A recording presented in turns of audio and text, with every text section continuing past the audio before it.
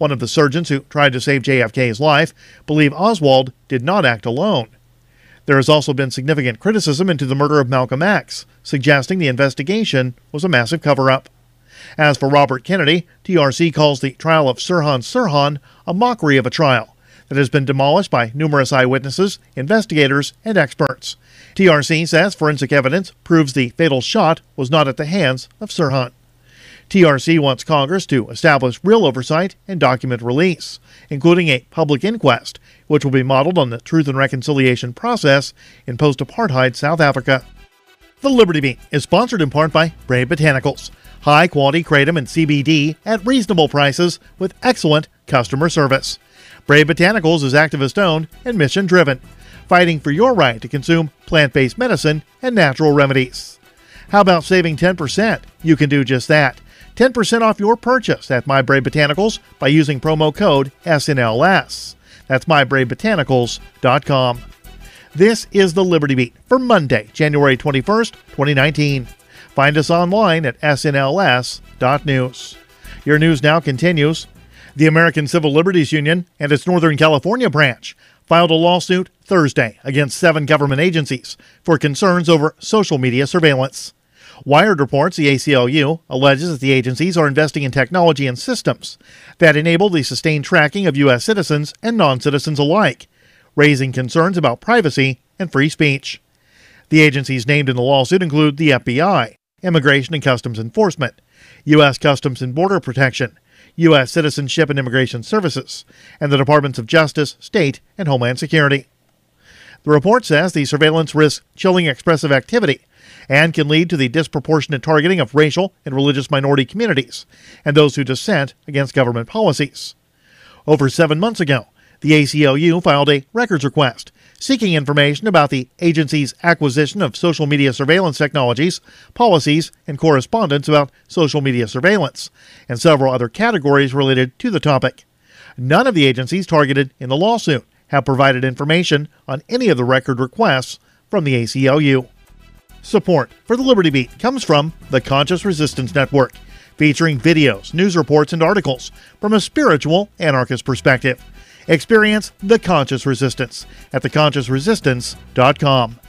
How would you like to have your business featured on the Liberty Beat? Well, you can. It's simple. Just send an email to libertybeat@SNLS News for details on how to raise your business's profile in partnership with the Liberty Beat. This is the Liberty Beat, produced in partnership with SNLS News and listeners like you. The Liberty Beat is found online at snls.news as part of the SNLS network. I'm Mick Murrow, reporting for the Liberty Beat on this Monday, January 21st, 2019. Reminding you, spread liberty with a smile.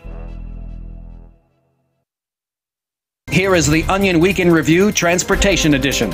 In Albany, a Greyhound bus crash claimed 30 miserable lives Tuesday, finally putting over 24 deadbeat fathers, penniless drug addicts, and hapless bastards out of their misery. Emergency crews at the scene of the merciful accident described the sea of fast food bags, candy bar wrappers, and losing lottery tickets surrounding the crash site as utterly tragic, adding that the scorched corpses inside the bus were, quote, only slightly more lifeless than before the deadly accident. Evidence suggests that most of the victims suffered during the crash, and for many years before they even boarded the bus. All I can say is, thank God no one made it.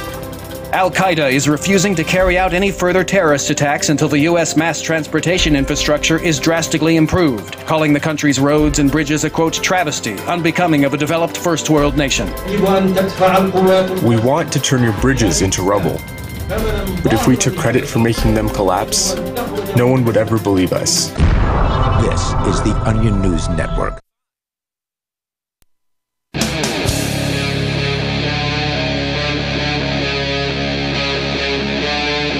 Free Talk Live.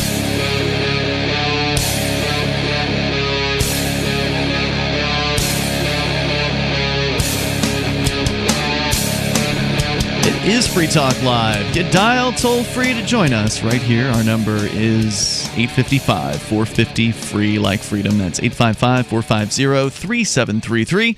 And we've also got the Discord on-air call-in line rooms. They're open and available to you. You'll sound almost like you're sitting in the studio here with us. If you get on those lines over at discord.lrn.fm. With you in the studio tonight, it's Ian. Melanie. And Bob. And so, of course, you can bring up anything you want. We'll start out with the news about Martin Luther King Jr., this holiday that it's a male holiday, federal holiday, meaning that male people are not delivering.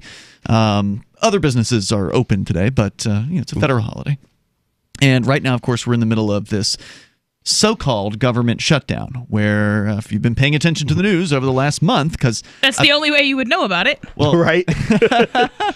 Well, because a lot of the government's still around, as what I think you're alluding to there. Well, they're not doing anything different to you, so generally no. Although there are some agencies that are having to come to work without pay. And that has resulted. There was a story about the TSA agents who were blasting profane rap music over the loudspeakers at at least one airport. I mean, that's not as bad as what TSA usually does. I understand that, but that does affect the passengers, right? To hear F the police or whatever it was that they were playing. I don't know. You know what? That would be ironic, and I would be very okay with that. I would probably just stand there and look at them. You both talked at the same time. Sorry. Go ahead. Yeah, if the TSA were playing F the police, I would probably just be confused more than anything else. It would be hilarious if they were. That wouldn't bother me. I would compliment them, in fact, if they were. You would. Yeah. I mean, I probably would too, to be fair. But so anyway, things have been changing for a few people that, if you need certain services from the government, they might not be there. Like the passport offices are apparently one of the offices where they're just being told, stay home.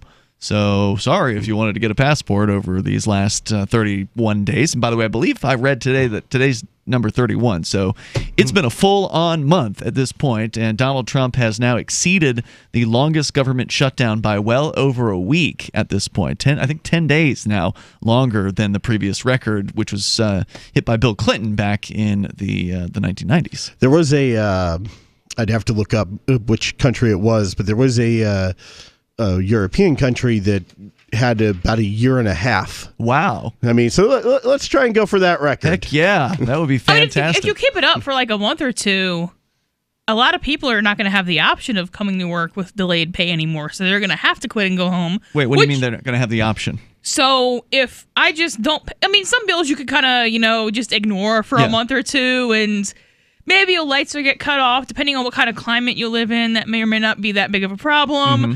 You have some money saved up. Most people don't have like savings. Yeah. You probably have a couple dollars for groceries. You could put some groceries on a credit card or something. After 2 or 3 months, you got to quit. You have to go do something else. It's not really a choice anymore. Yeah, that's why I find this so interesting, what Trump is doing here, and I really hope they continue with this budget impasse to this partial shutdown. It's not a whole shutdown. Obviously, we, as voluntarists or anarchists or whatever however you describe yourself, we would like to see the entire thing shut down. But 10-20% for more than a month, that seems like a pretty cool thing, especially if these bureaucrats start quitting out of frustration, because the longer it goes, and you're absolutely right. This was one of the questions I asked initially is, and if you've not thought about this yet, if you are out there, whether you work for the government or not, just ask yourself, no matter how much you like your job, and a lot of people hate their jobs, but and I imagine a lot of bureaucratic government work really sucks. So even if you like your job, how long are you going to stay without getting paid at that job? How long are you going to go to work every single day you're expected to work and not receive a paycheck? I think for most people, it wouldn't be much longer than a month or so. I think you're right. 2 or 3 months? Well, it's not even about like pettiness or the principle of the thing. It's about like Walmart's won't give me any more groceries. Right, no, it has nothing to do. said I need to pay this light bill. Yeah, this has nothing to do with being petty. This has to do with being concerned about your well-being and being able to get your bills paid. So how long would you hold out? I mean, you work for somebody, right, Bob? I mean, you've got a job doing some deliveries. Yeah, I mean, I'm a contractor, so I can very easily just sign up with another company and be like, but if you really like the job, you really like the boss, and the boss was saying, Bob, we're just having a tough time with the paychecks. It may be months before we can, cut you your next paycheck. Would you hit the road? Absolutely. And in fact, I mean, being in my situation, being a contractor, it is very easy for me to just be one, it's easier for me to leave. It's easier for them to I guess when I meant hit the road, I meant go out and do the deliveries for him. Would you do the deliveries? And if so, for how long? No, absolutely not. So you would stop day number 1. You'd be like, screw this. Yeah. I'm out of here. Yeah, I'd go, like I would hop on board with another company that day. He's promising you, though, like, hey, we'll pay you double. We'll pay you double if you just stay on board. Because that's what we found out last week, was that they apparently are going to pay these government bureaucrats from, let's say, the prison system, or the ones that are actually having to come to work. Because there's two sets. There's the 400,000 or so that are being told, stay home. We'll pay you once you come back for all the time you stayed at home.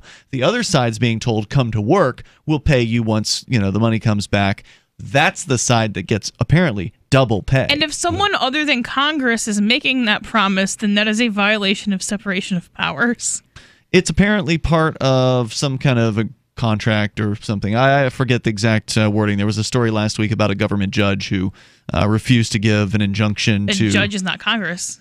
Like, yeah, I didn't explain the whole thing. I didn't explain the whole thing. The judge refused to give an injunction ordering the government to pay. So it was in a story about how the judge basically told these government bureaucrats, I'm not going to do anything for you, was what the judge said. So it was a fact claimed in that story that these bureaucrats who are working would get double the pay. So would that make a difference if your boss told you, look, Bob, I really want you to stay. I'll pay you double. I just can't tell you when the next check's going to be. For a little bit, yeah. I would be tempted. Of 1 course. week? 2 weeks? I mean, 2 months?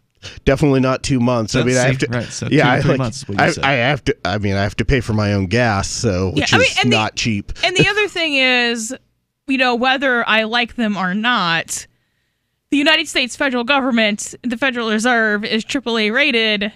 Some random corporation I work for probably isn't. Not so much. Let's go to the phones here. We got. Well, then we'll talk about what's going on with Martin Luther King. The holiday today, actually, a government park, apparently reopened today, and we'll explain how that was possible during this so-called shutdown. Larry, though, is in Indianapolis listening, I presume online, because we shouldn't be on the radio there tonight. Larry? Hi, how you doing, Ian? Actually, I'm from Evansville. I had a kind of a spirited talk with the other night about police. Oh, okay. So are you listening to WGBF then?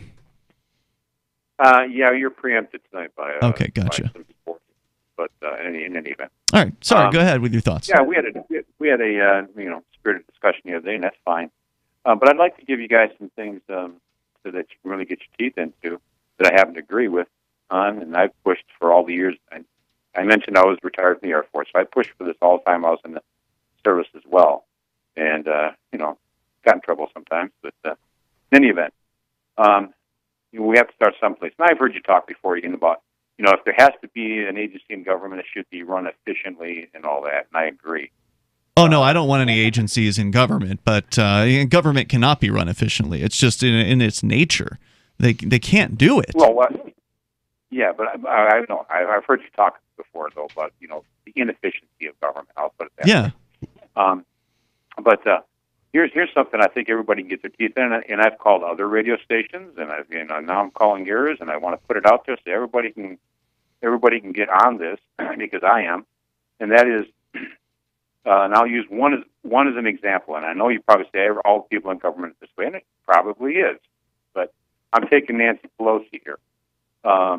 In a 9-month period from April to April 2009 to January 1st, 2010, and then again from January 1st, 2010 to October, she had used 90 flights on military aircraft, logging in over 90,000 miles, and expended over $2.1 million of our taxpayers' money.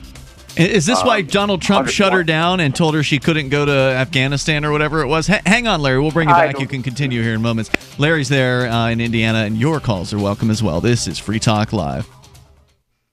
And not to mention the shedding, I would vacuum the carpet 3 times a week. Frodo was scratching all night long, bouncing on the side of the bed, keeping me awake the whole entire night from all the scratching and chewing. It kind of makes you neurotic. Does your dog itch, scratch, stink, or shed like crazy? Mounds and mounds of fur all over the place. Come to Dynavite for help. DINOVITE.com.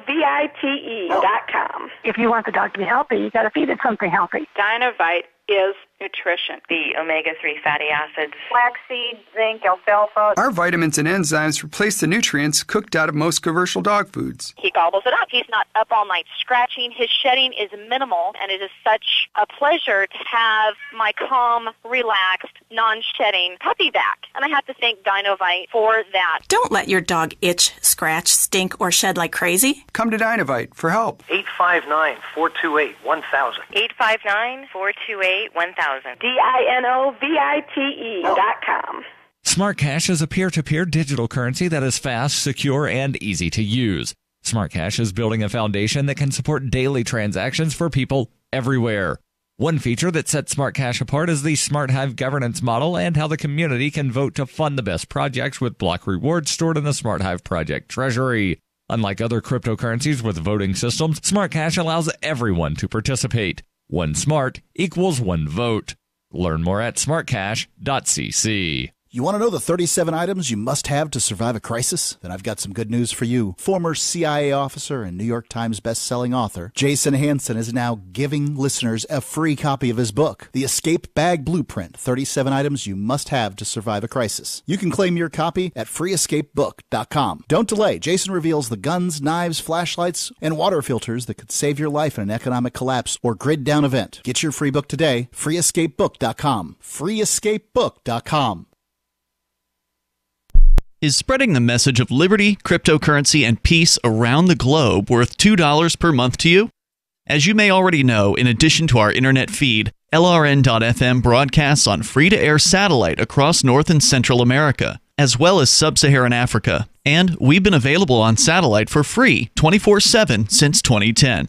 The LRN.FM free-to-air satellite signal is reaching some of the most oppressive regimes in the world, and there's no doubt our ideas are making an impact. You can learn more about the channel's impact by watching the 3-minute video at fund.lrn.fm. If you'd like to help free minds globally with our ideas of liberty, cryptocurrency, and peace, you can donate as little as $2 per month via fund.lrn.fm. You can help us continue and expand our satellite broadcast to multiple continents. Visit fund.lrn.fm today, and thank you for your help. Don't forget to share the link on social media. That's fund.lrn.fm. LRN.FM is proud to announce our official listening apps for Android and iOS devices. Now you can easily tune into our streams anywhere, anytime on your smartphone or tablet. Just visit apps.lrn.fm or search for LRN.FM in the Android or Apple app stores. Please download, rate us 5 stars, then share the link on your social media and let your friends and family know how you're listening to LRN.FM. Download it now, free, at apps.lrn.fm. Are you tired of governments murdering people around the world? Stop using their money. There is an alternative. Bitcoin is a stateless, free market, non-political currency. Bitcoin cannot be inflated or controlled by any government. By using their money, you are helping the state. Stop doing it.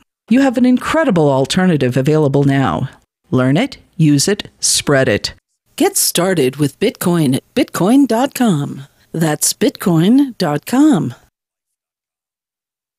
This is the Liberty Radio Network, broadcasting the latest liberty-oriented audio content 24 hours a day at LRN.FM.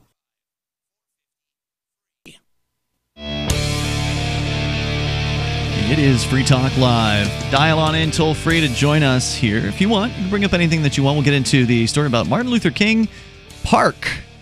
A Martin Luther King National Historic Site in Atlanta has been opened for the first time in most of a month. And why was that? Well, it's not because they got federal funding to open. It's because of a private donor. That plus Harvard study, Melanie, that you want to tell us about, saying putting kids in school too early is a bad idea. We can get into that. And, of course, your calls and thoughts are welcome here. By the way, we are less than a month away from Anarchapulco. It's February 14th through the 17th. I'm looking forward to it, not just because people like Ron Paul and Judge Napolitano will be present, along with dozens of other great speakers, but also because of the people. In fact, lots of Free Talk Live listeners. There were a number of them there last year in 2018, and I'm sure we're going to meet some new faces and see some old faces this year as well. Looking forward to that. It's February 14th through the 17th, and yes, Free Talk Live will We'll be broadcasting from the event, so we'll look forward to seeing you. Go to anarchapulco.com, use code FTL, like Free Talk Live, and that is how you can get registered and get a discount. Once again, it's anarchapulco.com with code FTL. Let's go back to Larry in Indiana, listening to WGBF in Evansville. Now, Larry, you were driving at a point about efficiency. You had brought up this wasteful spending by one Nancy Pelosi, citing something like 90 plane rides on military jets, which cost how much was it? Well, the total for 90 flights was little over $2.1 million. Wow! Now I'll run down the figures here, and I think this is worth chasing because I'll be the first to say, even though I was in the military, I would be the first to say that there's a lot of waste and that they should operate more efficiently. But I think things like this are just fraud.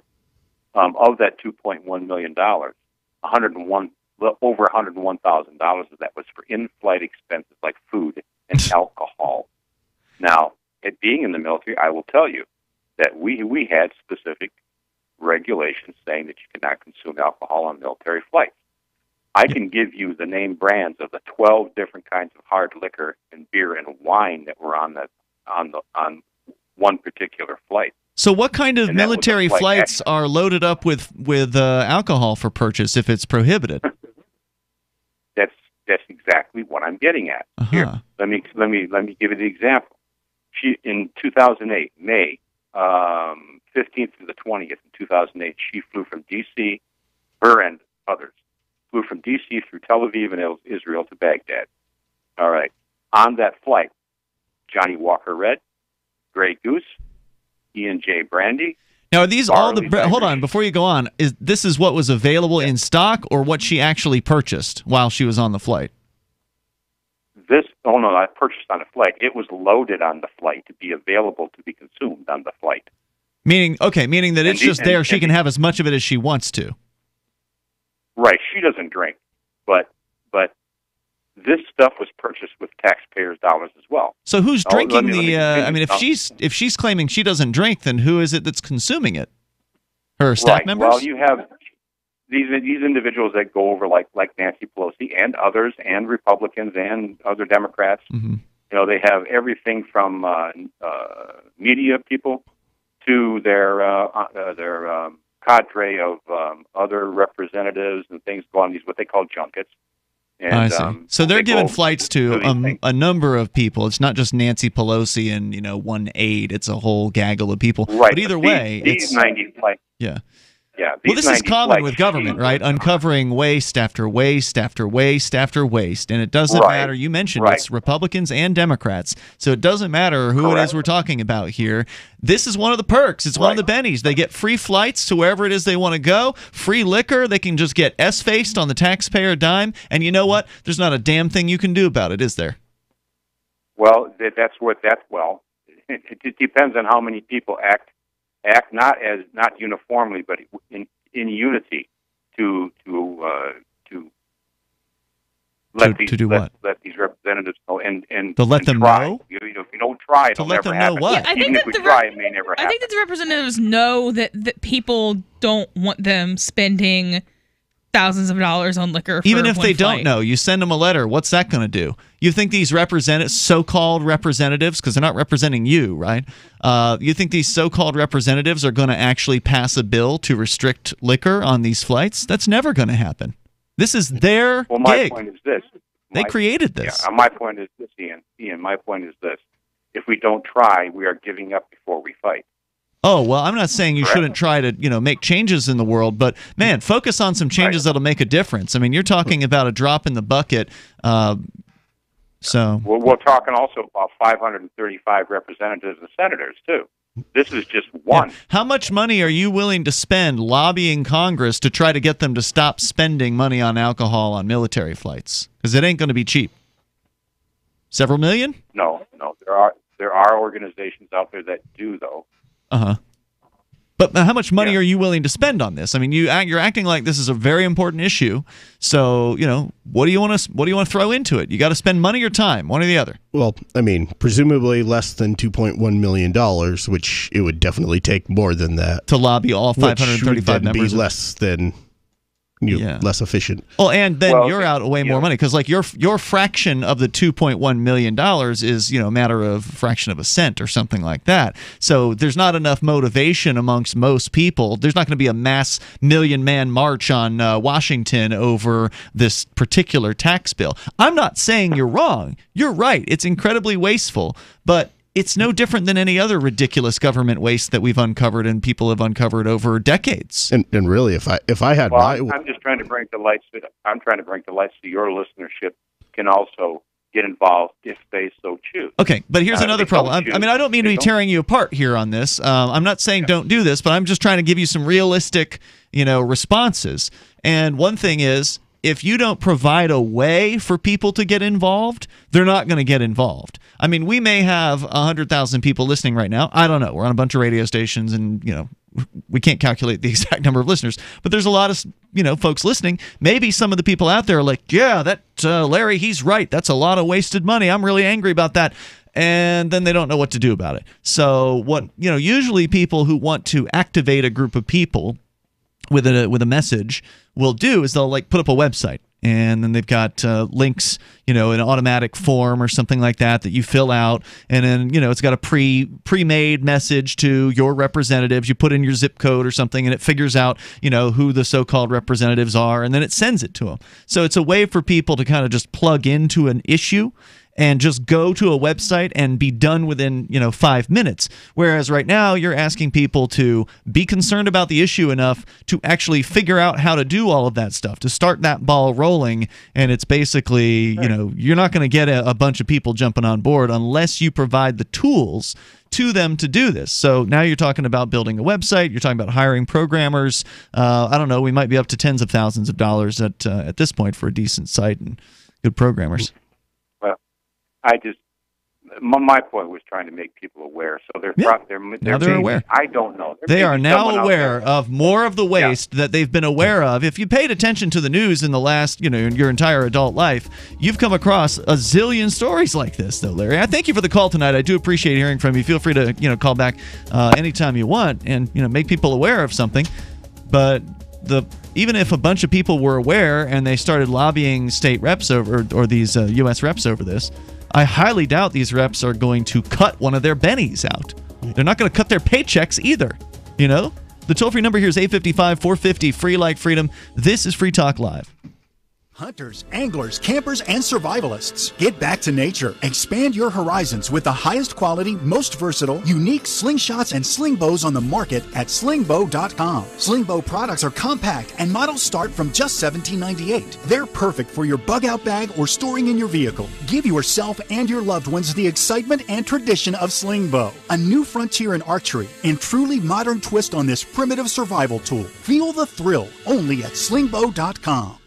A doctor's office visit for erectile dysfunction on my smartphone? That's crazy. No, that's the bestedpill.com. ED can affect 40% of men by age 40. Now there's a 95% less expensive option than Viagra. After a live confidential video consult with a fully licensed doctor, we ship medicines fast, free, and direct in discreet packaging. Read thousands of 5-star reviews. Click thebestedpill.com. That's THE bestedpill.com, the online doctor's office. Hi, I'm Derek J. I don't want a politician to represent me. To me, government is the idea that one group of people can coerce everyone to comply with an edict or face increasing punishments up to and including death. Despite perhaps the most noble of intentions, the best government services are a far cry from what could be provided for by voluntary interactions. Besides, the people who call themselves the government wage wars and put peaceful people in jail for crimes involving no victims. If Starbucks used some of its money to drop bombs, I wouldn't shop there. So why would I support the American empire? The empire does not require my consent. Derek J's Victimless Crime Spree. Watch it for free and order the Director's Cut DVD at victimlesscrimespree.com. That's victimlesscrimespree.com. I love My Magic Mud. I drink a lot of coffee. I had stains on my teeth. Then I found My Magic Mud, and I was told it would remove stains. So I paid attention when I brushed the first time. My Magic Mud is black tooth powder, and the difference it made in my teeth in one application was noticeable. With 4, my teeth were as white as you normal folks out there. Please go to mymagicmud.com and buy a jar. There's 150 applications for $25. You can use Bitcoin, mymagicmud.com. There are lots of ways to listen to Free Talk Live. Our podcast has been around since podcasts began, and now the FTL feed is loaded with content besides our full show archives. Did you know that we make it easy for you to customize your podcast subscriptions? We have different feeds, one that includes only our full shows, one with just the Daily Digest, and one with just the Edgington Post. You decide what you listen to. It's quick and easy to customize your feeds at feeds.freetalklive.com. That's feeds.freetalklive.com. On Free Talk Live, we're bringing people to the ideas of liberty every day. From wrestling superstars like Glenn Jacobs. You guys really are having an impact, I believe. Like I said, a lot of where I am now is due to listening to Free Talk Live. You changed my mind on some very important issues years ago. To random people tuning in on the radio. I was kind of stuck in the left-right paradigm. I heard your show by chance on a Saturday night. From there, I went on, joined the Free State Project, and become an amplifier. So, I mean, that's really the reason why I amp is because I know that if it wasn't for you guys being on as many stations as you are, I never would have found the ideas of liberty. Your amp will directly change more lives by getting Free Talk Live in front of people looking for talk radio online and on the air. When you amp Free Talk Live, you get perks like access to the AMP-only Facebook group and AMP podcast. Visit amp.freetalklive.com. You can sign up to receive the latest about the Liberty Radio Network via our email updates at updates.lrn.fm. That's updates.lrn.fm.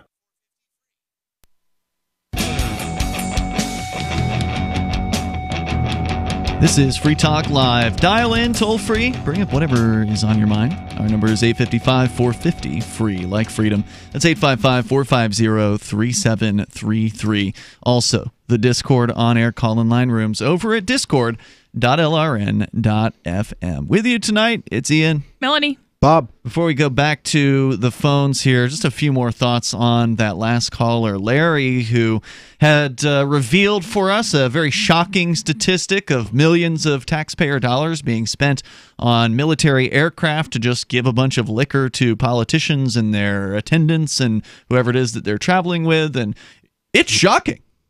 I mean, there's no doubt about it. Those are shocking numbers. And I don't think anybody who you would talk to would say, yeah, I think those guys should be able to get S-faced while they're, on the plane.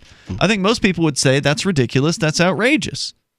But how many times have we seen ridiculous, outrageous, shocking levels of waste and spending from various different government programs? Everything from your local government to state all the way to federal. It just keeps on coming. There's no shortage of stories like this. So the idea that you're all of a sudden going to get Congress to whip itself into shape, it's one thing to get them to pass some new law that affects other people, but to restrict their own freedoms, restrict their own ability to milk taxpayer dollars out of the system and turn it into alcohol in this particular case, I just don't see it. I don't see it flying. The only way you're going to get that is if you start setting up some guillotines. Which is probably not the answer either, because violence, just begets violence, and then you're going to just lower yourself to their level. Not if you do it effectively, then the problem is gone. It's hard to not chop somebody's head off effectively. It's pretty effective chopping somebody's head off. If you just eradicate all of the politicians. Yeah, you can't do that, though.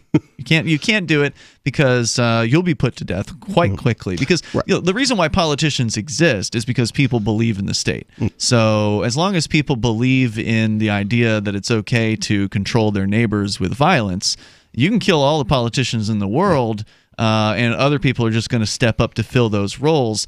And it'll be the even more insane, more violent, crazy ones because they know they'll be facing potential guillotining for stepping into that particular role. So you'll have the real psychopath nut jobs going after those particular roles in that case. The only way to get rid of the state truly is to end the idea of it. Right. And you're never going to do that by just chopping off people's heads. Well, you need both, because even if we converted every single person in the world who wasn't in a seat of power, that doesn't mean that the people in the seats of power are just going to be like, oh, well, I guess we lost. Let's go home. They would lose. I mean, if you could convert, and you're not going to ever be able to convert everybody in the world except for the politicians. You'd be lucky to hit 10% of them. If that's your tool, and I say, okay, your tool is successful on everybody except the politicians, you still have to deal with the politicians. Well, no, you don't. You can just ignore them at that point. Well, except, I don't believe in their humanity enough to think that they won't just nuke people. I think sure, but the politician doesn't know how to nuke somebody without ordering another person who has access to a button or whatever to do it. And she said everybody, which is, of course, ridiculous fantasy. You can't get to everybody. That's not going to ever happen. But if you have enough people who are willing to refuse to obey, because again, violence is this false choice. There's the false choice that you either completely obey or you go to violence. And there's a third way, and the third way is to non-cooperate with the system. Now, this is a costly thing to do, but if you have enough people who are willing to do it, you can basically shut the system down. To some extent, like I said, I think I do have so little faith in the humanity of politicians and order followers. Sure. That I do think if it came down to it, they were going to lose all their power. They saw that it was a permanent loss of power. All right, well, if we can't have it, then nobody can. They're not that crazy because they want to have a good life. They want to fly around in a jet and drink a bunch of liquor. They want to have prostitutes. There's also two people. The presented story is that there's two people who have to turn the key for the nuke to prevent the nuke going off. But that would actually make it more likely. Okay.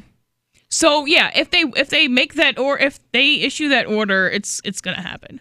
Right. I'm telling you, they wouldn't issue the order because they don't want to end their lifestyle, even if. Right, but that's what I'm saying is if their lifestyle were threatened by them being ousted from power, but if their lifestyle is gone anyway because nobody's.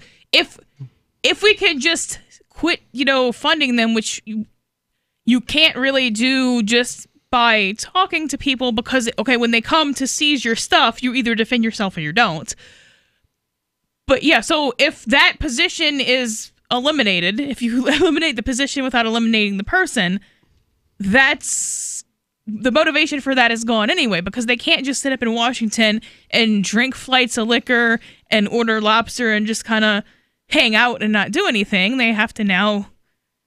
Not only do they have to go face the public, they have to go be productive. All these things aren't going to happen overnight. Okay, so when we talk about these ideas, a lot of times it's like, well, if everybody did this, or if this thing happened tomorrow, and all of a sudden, but no, it would have to happen over time. And as politicians became less and less popular, they would drop off the radar and they go and retire. A lot of them still get paid, $100,000 per speaking engagement or whatever the ridiculous amount is. You can buy plenty of lobster. The state, they get paid that. And there will be plenty of people who worship the state. I mean, all you have to do is have enough people to cause a real problem for the state. And then things change in a way that we can't really predict right now. Let's go to the phones. We got Arvin on the line. Somebody claiming to be Arvin Vohra, who's a former Libertarian Party executive. Arvin, you're on Free Talk Live. Yeah, it's me. Hey, guys. As you guys know, I'm also running for president in 2020. Okay. I just had a few thoughts on some of the stuff you guys are talking about right now. Sure. I don't think that a lot of people worship politicians, but I do think a lot of people just like what politicians give them. I mean, you guys are talking about, liquor and lobster dinners for politicians. Yeah, but you know what? At the end of the day, that's like a few $100s. Compare that to the average family of two that's getting $20,000 to support public school education for them. Compare that to all the people who are working for the federal government that are getting full paychecks. We're talking, tens of thousands of dollars. It's easy to go after the politicians, but I don't think that those are the people that are being worshipped. The people who are worshipped, public school moms, soldiers, the ones who you just mentioned, would be the ones who would actually carry out these horrific commands by the politicians. And so to say that this is just the politicians, I don't think that's at all true. I think that is the culture, and I think this culture will create those type of politicians 100 times, yes. even if you guillotine every one of them. Yeah, so I don't think the politicians are being worshipped. I think that the state is being worshipped. And I don't know. So an average family who's just going to public school, who doesn't make enough to be a net taxpayer still, they're getting a pretty hefty subsidy by the state. And then if they're not, and if they're getting welfare on top of that, then they're just getting tons of money. I don't know that they're getting as much as like your average congressperson, though. Well, regardless, I think you're right, Arvin, that people, and this is one of the points I was trying to make, is that the reason why we have what we have is because people believe what they believe. Because they believe, as you're saying, Melanie, in the state. They believe in the idea that the state's a good thing, even while they understand, on the other hand, that politicians are liars and scum and, untrustworthy and all that. They still believe that every 4 years they have the chance to take it over with the good politicians who aren't liars and scum and thieves until they find out later that they actually are. So the wool has been pulled over these people's eyes, and it's hard to open them up. So, Arvin, you're running for president under the Libertarian Party banner, I take it? I am. I'm seeking the Libertarian Party nomination in 2020. And, I mean, there's no secret about my belief system. I believe that public schools need to go. They're the biggest part of the welfare state. It's always easy to go after corporate welfare because those are the evil rich, and it's easy to go after regular welfare because those are like, the parasitic poor. But the simple fact is, the biggest dollar amounts are not politician salaries. Politicians, you add up all the congressional salaries, you have like a few $1 million. You start going into public schools, we're talking about hundreds of billions. Yeah. You go after the inflated military-industrial complex. I'm not saying we need to get rid of the entire army right away, but a standing army of millions, we're talking about, again, hundreds of billions of dollars to fund something that is supposedly so good, but is currently acting basically as a financial drain, and that needs to stop. Arvin, if you want to stay on, I'll let you stay for a little bit here. It's up to you. Yeah, I'd love to stay on. He's never called before. Arvin Vohra on the line with us here on Free Talk Live. This is a show you can take control of. Does your dog itch, scratch, stink, or shed like crazy? Come to Dynavite for help. Order a 90-day supply of Dynavite. Dynavite is nutrition. Pick up 2 bottles of Lico Chops. Get the 3rd bottle free. New improved Lico Chops with omega-3, omega-6, vitamin E. And now, 6 extra direct-fed microbials. Even better for the digestive tract and immune system. Try Lico Chops. Buy 2, get 1 free. At Dynavite.com. DINOVITE.com.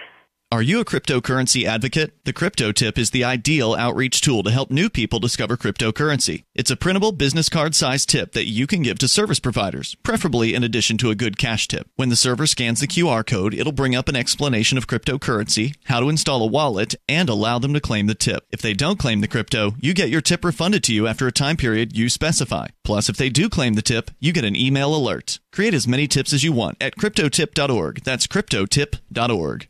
You know when you have about a billion things to do today, and then you realize you're out of whatever it is that you really need, and next day shipping isn't going to cut it because you really need it in like an hour. Yeah, that's when you turn to Office Depot Office Max. Buy what you need online at OfficeDepot.com or on our app and pick it up in store for free in just 1 hour so you can get back to whatever else is lurking on your to-do list. Hurry in and save on tax software. Save today at Office Depot Office Max. Offer expires January 26, 2019. You may need this herbal tea for relief right away, so write this down. DRMILLERS clinic.com. If you take meds, then suffer stomach distress, constipation, indigestion, acid reflux, and bloating, and nothing else helps, get Dr. Miller's Holy Tea or Super Holy Tea, a cleansing, detoxifying herbal tea now available at great rates direct from Dr. Miller's office. Call or click 888-660-7039 or DRMILLERS clinic.com. The Free State Project has reached its goal of 20,000 liberty lovers who've pledged to move to New Hampshire and get active to achieve liberty in our lifetime. Perhaps you're trying to figure out what part of New Hampshire should be your destination. If so, consider Keene. You'll find more than 150 reasons to move to Keene at move.freekeene.com. Keene is famous for its historic, publicity-generating activism, as well as being the liberty media capital of the world. It's home to freekeene.com, New Hampshire's destination for liberty activism, news, and opinion. For years, we've been compiling over 150 reasons to move to Keene at move.freekeene.com, where you'll learn about some of what's happening here and what makes Keene a great place to live. If you love liberty, you'll probably enjoy anywhere you end up in the Shire. But do your due diligence first. Please visit move.freekeene.com for the full list of over 150 reasons to move to Keene. That's move.freekeene.com. LRN.FM now has a Discord. Discord is a free text and voice chat platform, and we now have our own server with a bunch of channels at discord.lrn.fm. You can join other listeners as they chat about various things during our live shows, or anytime, day or night. Discord software is available cross-platform, so you can have it on whatever device you want and take your chats anywhere. Join our Discord at discord.lrn.fm. That's discord.lrn.fm. So you've signed the Shire Society Declaration and are planning your move to New Hampshire to be around more liberty-oriented people. Next, sign up for the Shire Society Forum at forum.shiresociety.com. There are a bunch of people there who are already in the Shire, and they want to meet you. If you're already in the Shire physically, you should also come by the forums. Remember, not everyone uses Facebook. New people are signing up for the Shire Society Forum every month, so drop in and say hello at forum.shiresociety.com. What's up next? Visit the Liberty Radio Network program guide to find out at shows.lrn.fm. That's shows.lrn.fm.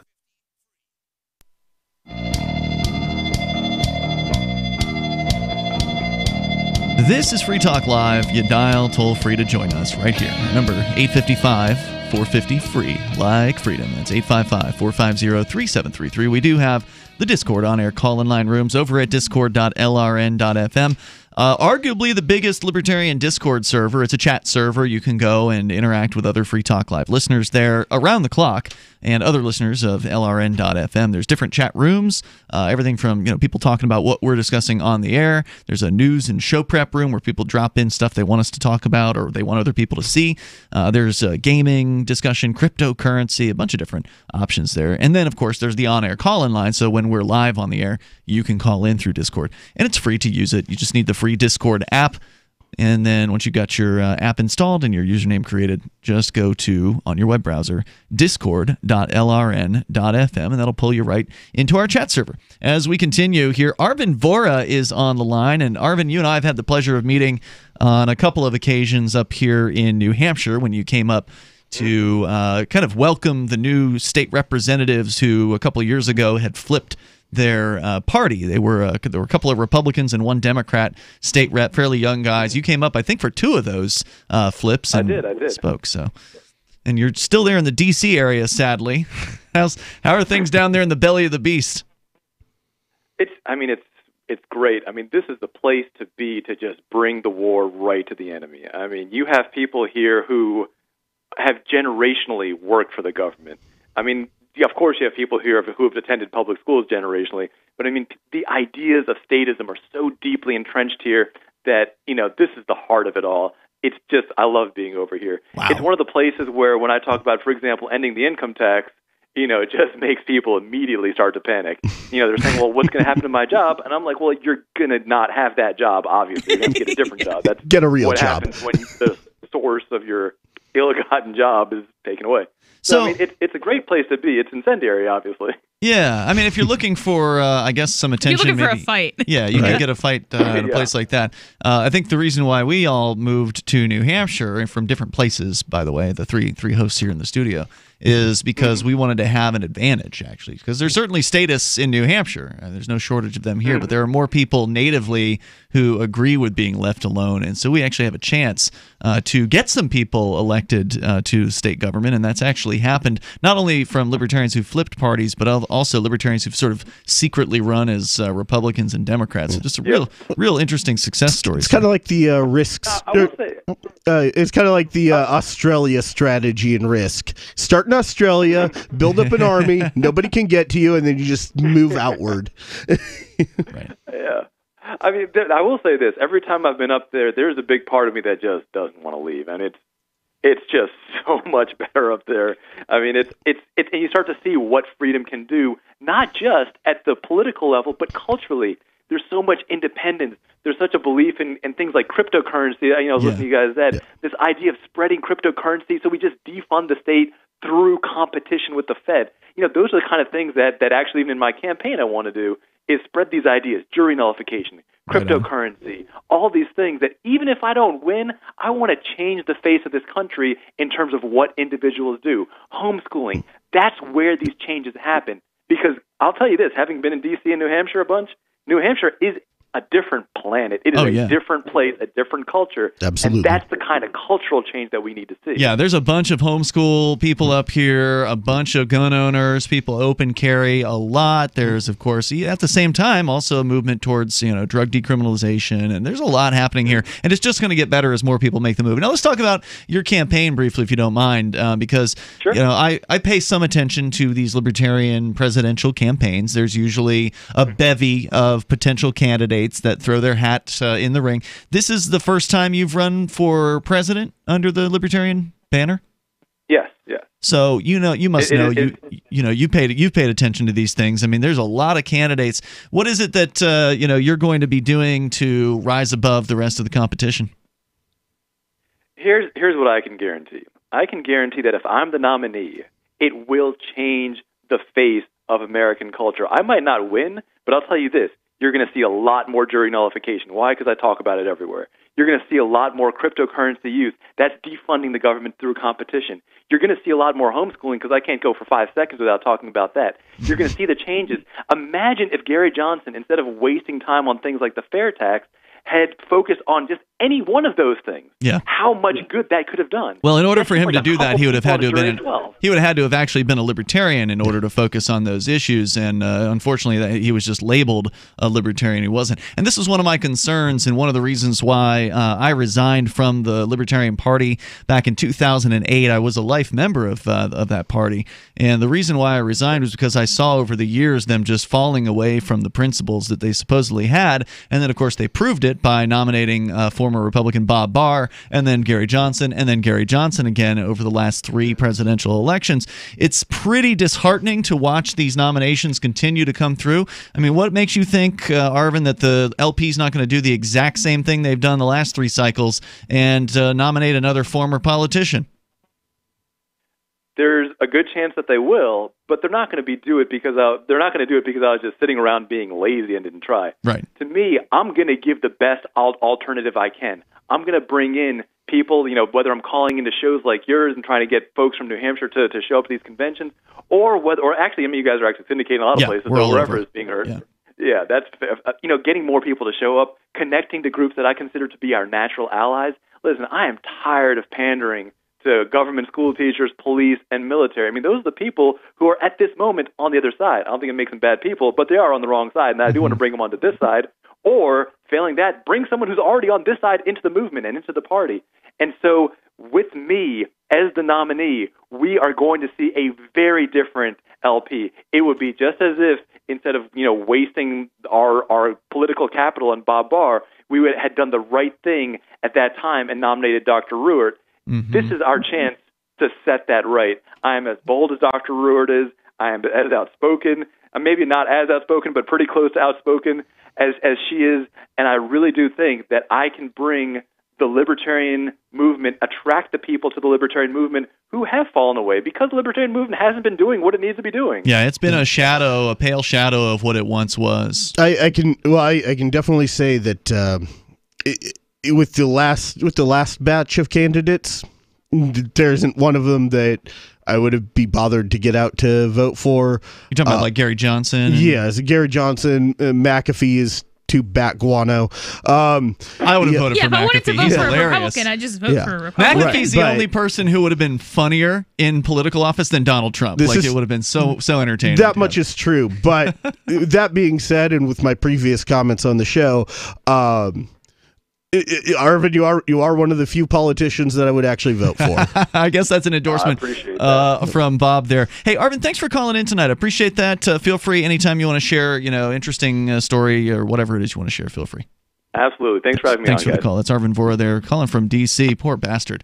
It's one of those things where it's like, I don't understand how somebody could love being in a place like that. I feel icky just going to Concord, New Hampshire with all the government around in the state capital here in New Hampshire. Well, I mean, he certainly isn't one to shy away from controversy or conflict. No, there's no doubt. In fact, from that call, he certainly seems to get excited about it.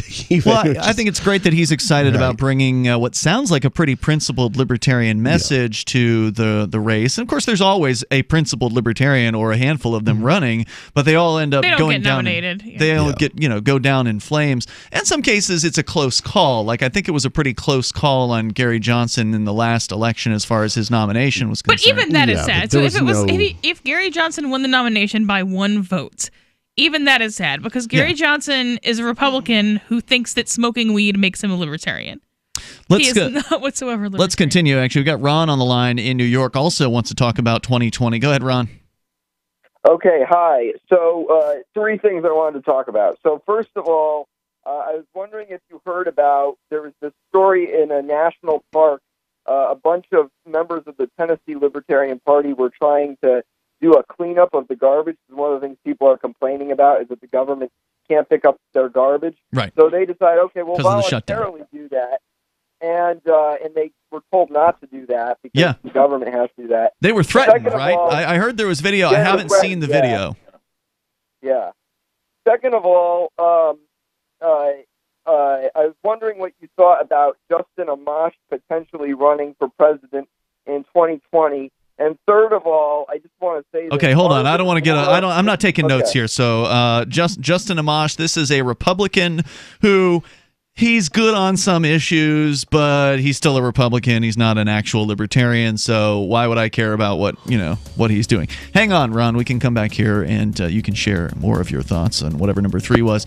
And if you guys care about this, Amash, you're welcome to comment, but I mean, not particularly. I'm so uninterested in politicians generally. I don't follow them. I don't know what they do, and I don't want to know what they do. I've seen a couple good tweets from him, and that's about it. We got more on the way. Hour number 2 coming up next. The toll-free number here is 855-450 free like freedom. That's 855-450-3733, or join us on Discord at discord.lrn.fm or Free Talk. Heart-related health problems affect millions of people each year. Maybe you're one of the many who suffer from issues related to angina pain, high blood pressure, congestive heart failure, unbalanced cholesterol, irregular heartbeat, or clogged arteries. There is a solution that doesn't involve expensive prescription drugs that only mask the problem and leave you with horrible side effects. If you are ready to live your life free of sickness, pain, and fear, live your life with increased vitality, energy, and youthfulness, and experience your body healing itself, then you're ready for Heart and Body Extract from Healthy Hearts Club. Here is what one satisfied customer had to say about Heart and Body Extract regarding his angina pain. I haven't had an angina pain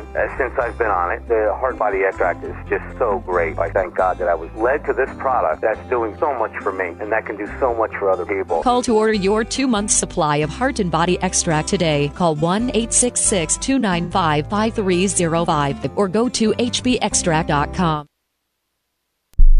The new 4th edition of Healing Our World, The Compassion of Libertarianism, will take your understanding of liberty to a deeper level and has over 1,300 updated references, new cartoons, and a foreword by Dr. Ron Paul. With discounts for multiple book purchases, the 4th edition of Healing Our World is a great gift for the liberals, pragmatists, environmentalists, and Christians in your life who think libertarianism is cold-hearted. Get yours today at healing.freetalklive.com and use promo code FTL for a $5 discount. The LRN.FM social media channels have been revamped. We've eliminated Facebook and focused on other platforms like Twitter and Mastodon, the decentralized alternative to Twitter. On our accounts, you'll find posts from multiple LRN.FM show hosts together in one place. Follow us on Twitter at twitter.lrn.fm, or better yet, move to the decentralized Mastodon social media platform at toot.lrn.fm, toot.lrn.fm. I think you'll like it. You're listening to the live edition of Free Talk Live. Hour number 2 is next, after the news, here on the Liberty Radio Network at LRN.FM. From Keene in the Shire, the Liberty Media capital of the world, this is Daryl W. Perry, host of FPP Radio News for Monday, January 21st, 2019. Silver is trading at $15.27 per ounce. Gold is valued at $1,280 per ounce. Smart cash is trading at 1.17 cents, and the average price of Bitcoin is $3,551. Antiwar.com reports while the Pakistani media were reporting on Friday that a deal was in place to host the next round of Afghan peace talks in Islamabad. The Taliban was quick to correct the record over the weekend, saying they have no intention of taking part in these talks. Talks between the U.S. and Taliban have been on rough footing, with U.S. requests for long-term bases in post-war Afghanistan angering negotiators, as the previous condition was a pullout, which might have been reason enough that the Taliban were reticent to get back on board with direct talks with Zalmay Khalilzad, though Taliban officials say it is the plan to include the Afghan government that is derailing it. The Taliban has long insisted that there is no point to include the Afghan government in the talks because they were not able to meet any demands. The U.S. has at times insisted Afghan participation is essential, though recent talk has been that the U.S. was planning to offer the Taliban representation in a new Afghan government. Are you an advocate for free market money? Do you promote Bitcoin as an alternative in a fiat-centric world? Then you need Spendabit in your arsenal, the search engine for things you can buy with Bitcoin. Spendabit aggregates millions of products from thousands of Bitcoin-enabled merchants. Keep your money in the free economy. Visit spendabit.co today. Bitcoin merchants, ask about our merchant suite to reach even more customers. Spendabit.co. UPI reports a major winter storm that pounded the Midwest on Saturday threatened more heavy snow, ice, and travel hazards as it moved towards the Northeast on Sunday. The National Weather Service issued winter storm warnings across at least 15 states from southeast Missouri to the northern tip of Maine as the powerful storm made its way eastward. Pennsylvania and New Jersey declared states of emergency, including vehicle restrictions on highways in both states. AccuWeather senior meteorologist Alex Sosnowski said, "Feet of snow, blizzard conditions, a significant buildup of ice, tree-breaking winds, and plunging temperatures will close roads, cause flight cancellations, and disrupt daily activity over a large part of the northeast United States over the weekend. More than 2 feet of snow were expected to fall in northern Maine as heavy snow fell across parts of the Midwest and Northeast over the weekend." The National Weather Service also said there was about a 70% chance of a foot of snow falling in parts of northern Pennsylvania and central New York. The storm caused travel issues throughout the country, with 1,268 flights within, into, or out of the United States delayed and 1,515 flights canceled, according to online flight tracker FlightAware. At Boston Logan International Airport, 516 flights were canceled and 56 were delayed. The Massachusetts Department of Transportation warned people to avoid travel when possible, as crews cleared and treated state roads covered in slush and snow. The storm was not expected to last more than 24 hours anywhere in the country, as it moved quickly from west to east. However, after the storm moved out, temperatures are expected to plunge. High temperatures for Monday are forecast for 17 degrees Fahrenheit for New York City and 12 degrees for Boston, with wind chills of -12 or below. Smart Cash is a peer-to-peer digital currency that is fast, secure, and easy to use. Smart Cash also features smart rewards, a price stabilization mechanism, and a way to encourage long-term holding. Long-term holders are key to the project's success. You can earn smart rewards on any address for which you hold the private keys, which holds at least 1,000 smart for 1 month and does not make any outgoing transactions during that time. Smart rewards are distributed every 47,500 blocks to all eligible addresses. Learn more at smartcash.cc. Reuters reports President Donald Trump said on Sunday his proposed immigration deal to end a 30-day partial government shutdown would not lead to amnesty for Dreamers, but he appeared to signal support for amnesty as part of a broader immigration agreement. In a morning Twitter storm, Trump also said he would not seek the removal of millions of undocumented immigrants living in the United States, while bashing House Speaker Nancy Pelosi and her fellow Democrats for turning down an offer he made on Saturday, including for Dreamers, those immigrants brought to the United States as children in violation of immigration laws. Trump said on Twitter, "No, amnesty is not part of my offer. It is a 3-year extension of DACA. Amnesty will be used only on a much bigger deal, whether on immigration or something else." Adding, "Likewise, there will be no big push to remove the 11 million plus people who are here illegally, but be careful, Nancy. Dreamers are protected from deportation under the Deferred Action for Childhood Arrivals program." This has been FPP Radio News. Online at fppradio.com. If you're the parent of a man-child, you know how frustrating it can sometimes be. The piercing sound of his video games waking you up at 2 in the morning. His insatiable hunger and inability to cook anything for himself. The messes he makes. The stress can be overwhelming. Something will set them off, such as their man-child will tell them that they don't know how to tie a tie even though they're almost 30. They'll start shaking them and yelling and saying, "What the hell is wrong with you? Why don't you get a real job instead of working part-time at a board game store?" The results of shaken man-child syndrome are devastating. Trauma caused by the brain colliding with the inside of the man-child's skull can lead to cognitive disabilities, making it even more unlikely he'll finally marry the girl he's been having a long-distance online relationship with for 6 years. Or it can even lead to death. He's not spilling cereal all over the couch or leaving his beard clippings in the bathroom sink intentionally. He truly does not know what he's doing. For the Lab Report, I'm Stuart Adams. This is the Onion News Network.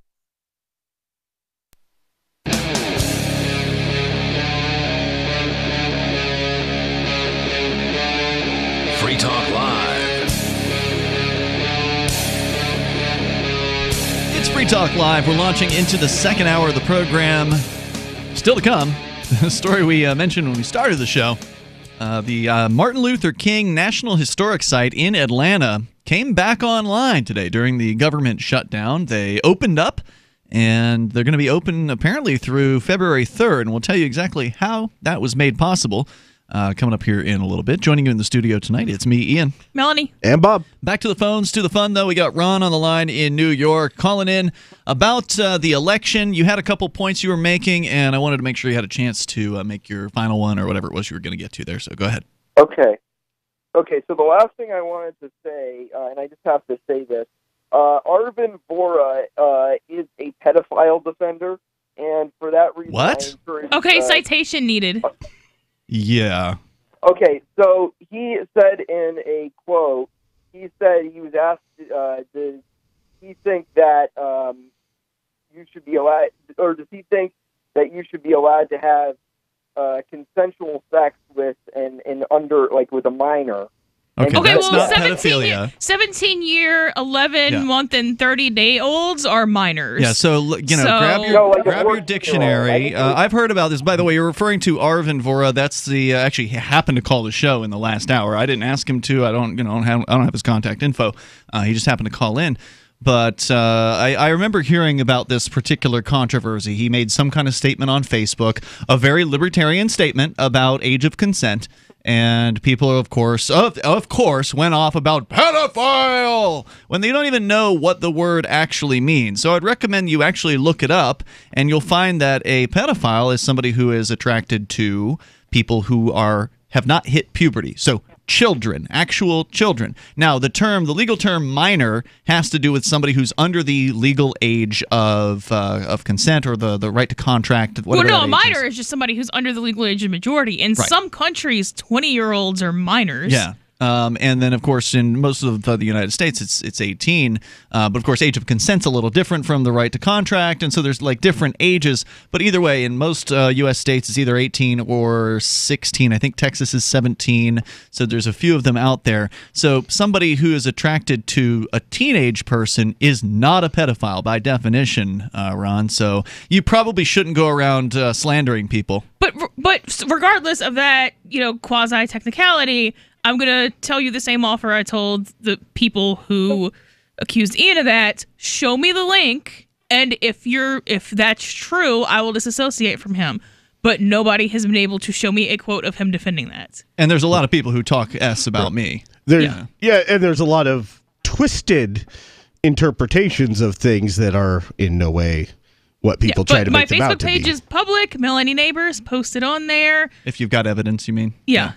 I think you're going to have to keep waiting on that because it's now been 3 years since the FBI raided these very studios on a purported child pornography warrant, and no one has ever been charged since that. That'll actually be 3 years coming up in 2 months from now. So, Ron, anything else you want to say? I would again recommend not going and slandering people. If you don't like somebody, then at least know what it is that you're criticizing them for. No, but here's the thing. From what I remember, he was talking about 14-year-olds. If you are 14 years old, you cannot comprehend sex. Therefore, if that is not a pedophile, okay? You can have an opinion about. Now you're getting to the opinion that young people cannot make decisions. Is that what you're trying to say? How old do you have to be before you can make a decision for your own body? If you do not know, if you can't comprehend sex and consent, and you still have sex with somebody who can't comprehend consent, then that person is not consenting. That is rape. And I should point out, Larry Sharp, who is a great libertarian and a great individual, resigned from the Libertarian platform because he was not expelled from the Libertarian National Committee. What does that have to do with the issue at hand here? Go ahead, Bob. Yeah, Sorry. I will grant you this is absolutely a very tricky issue and a very uncomfortable one, right? So the thing is when people can understand what sex means, it's going to be very different for everyone. For each individual. Yeah. Everyone learns to read at different rates. People understand sex at different rates. And they understand different things about sex. So now, from a pure libertarian point of view, if somebody is post-pubescent, they have ownership of themselves, and they can, I think somebody who's prepubescent, obviously they clearly have no ability to understand what sex is, and that is absolutely rape. But we're talking about a 14-year-old. Right. Now, a 14, exactly, and it gets much murkier. But wait a minute, hold on, Bob. It may be true. It may be true what Ron says, that somebody at age 14 may not know anything at all about sex, and they may not have a full complement of knowledge on this, so they can't make a truly informed decision. And, if somebody comes back and says, I was raped, then, maybe they were raped, and that needs to be looked into. Right. But what I'm saying is... But what I want to know is, from Ron... is, do you think that there's anyone at that age that can make that decision, or do you just believe that all people at the age of 14 cannot make that decision? Well, not with. Well, I would say not with somebody who's like 30 or. Why does it matter the age of the other party? Well, because that person is taking advantage. Well, that does bring other issues. So if two 14-year-olds are banging, that's a problem because most likely neither of them has the resources to support themselves or a baby or a STD test or anything else. Sure. If your average U.S. 14-year-old is banging your average U.S. 30-year-old, then most likely that 30-year-old just needs to be shot in the face. Yeah. No, but absolutely. that does not mean But that's not an actual violent act, and you probably shouldn't just shoot people in the face for doing something that's a consensual act. I mean, are you really talking about shooting somebody over consensual activity? Well, my problem is that it's probably not consensual at that point. An average 14-year-old and an average 30-year-old. If the 14-year-old is telling you they consented, is it consensual? Okay, so over the objection of the 14-year-old, if it's not my 14-year-old, then that's kind of a different issue. So what you're saying is you do believe that they can consent at that age, that a young person can consent. What I would say is it is possible. There are some but it issues is very uncomfortable. of predation that are likely to be the case in that scenario. Yeah.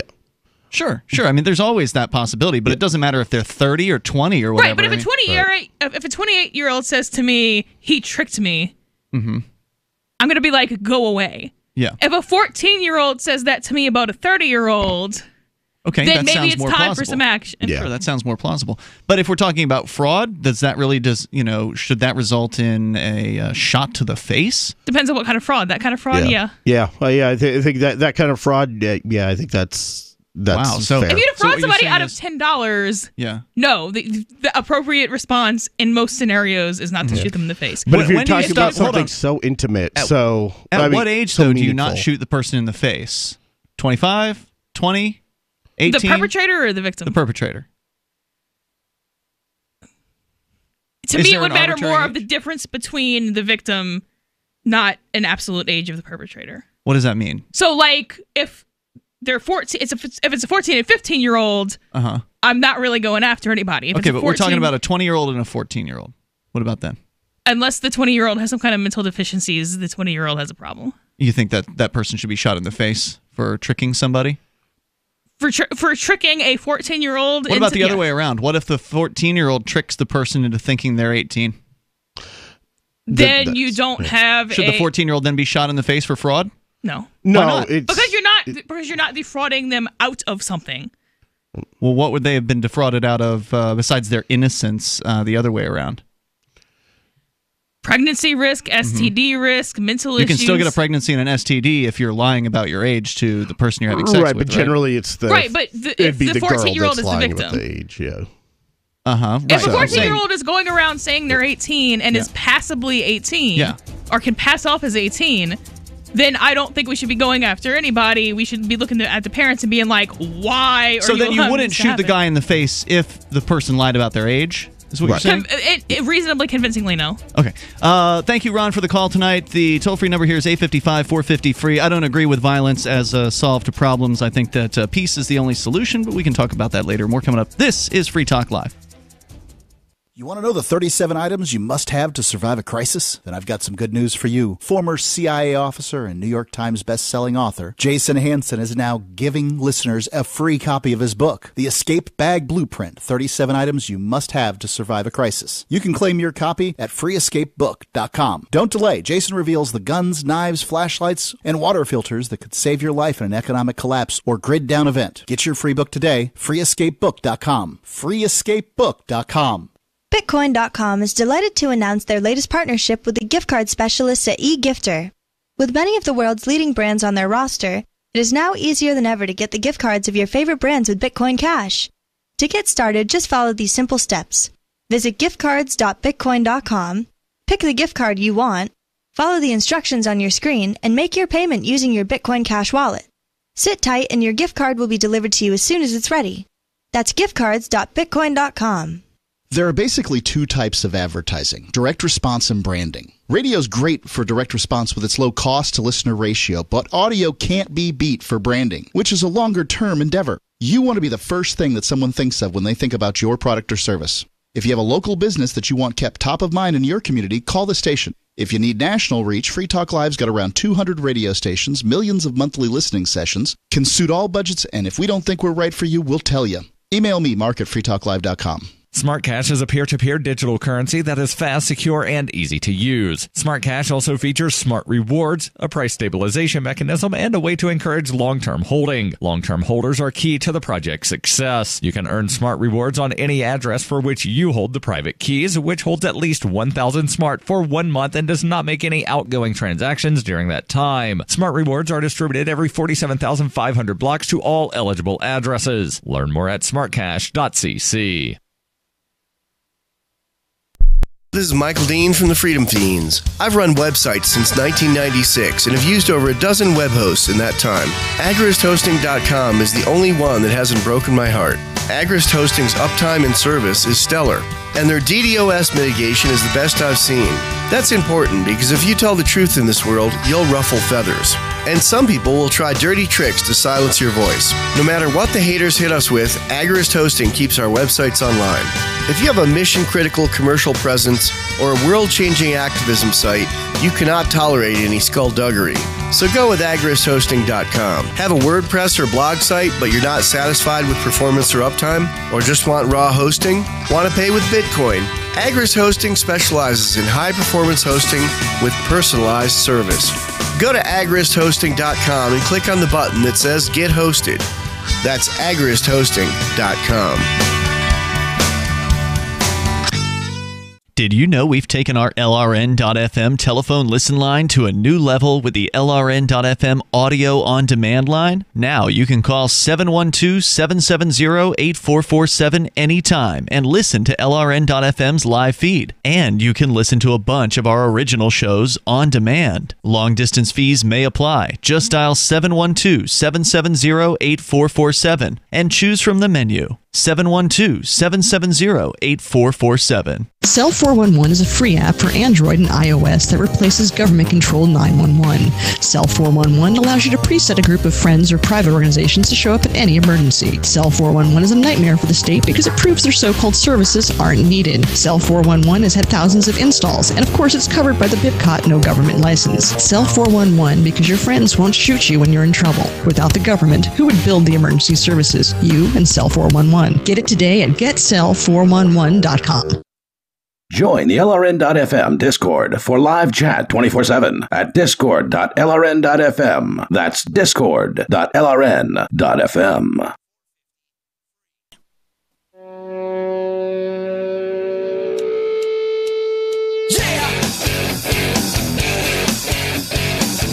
This is Free Talk Live. You can bring up what you want. Toll-free number here is 855-450-FREE. That's 855-450-3733. We do have the Discord on-air call-in line rooms over at discord.lrn.fm, so feel free to join us in there.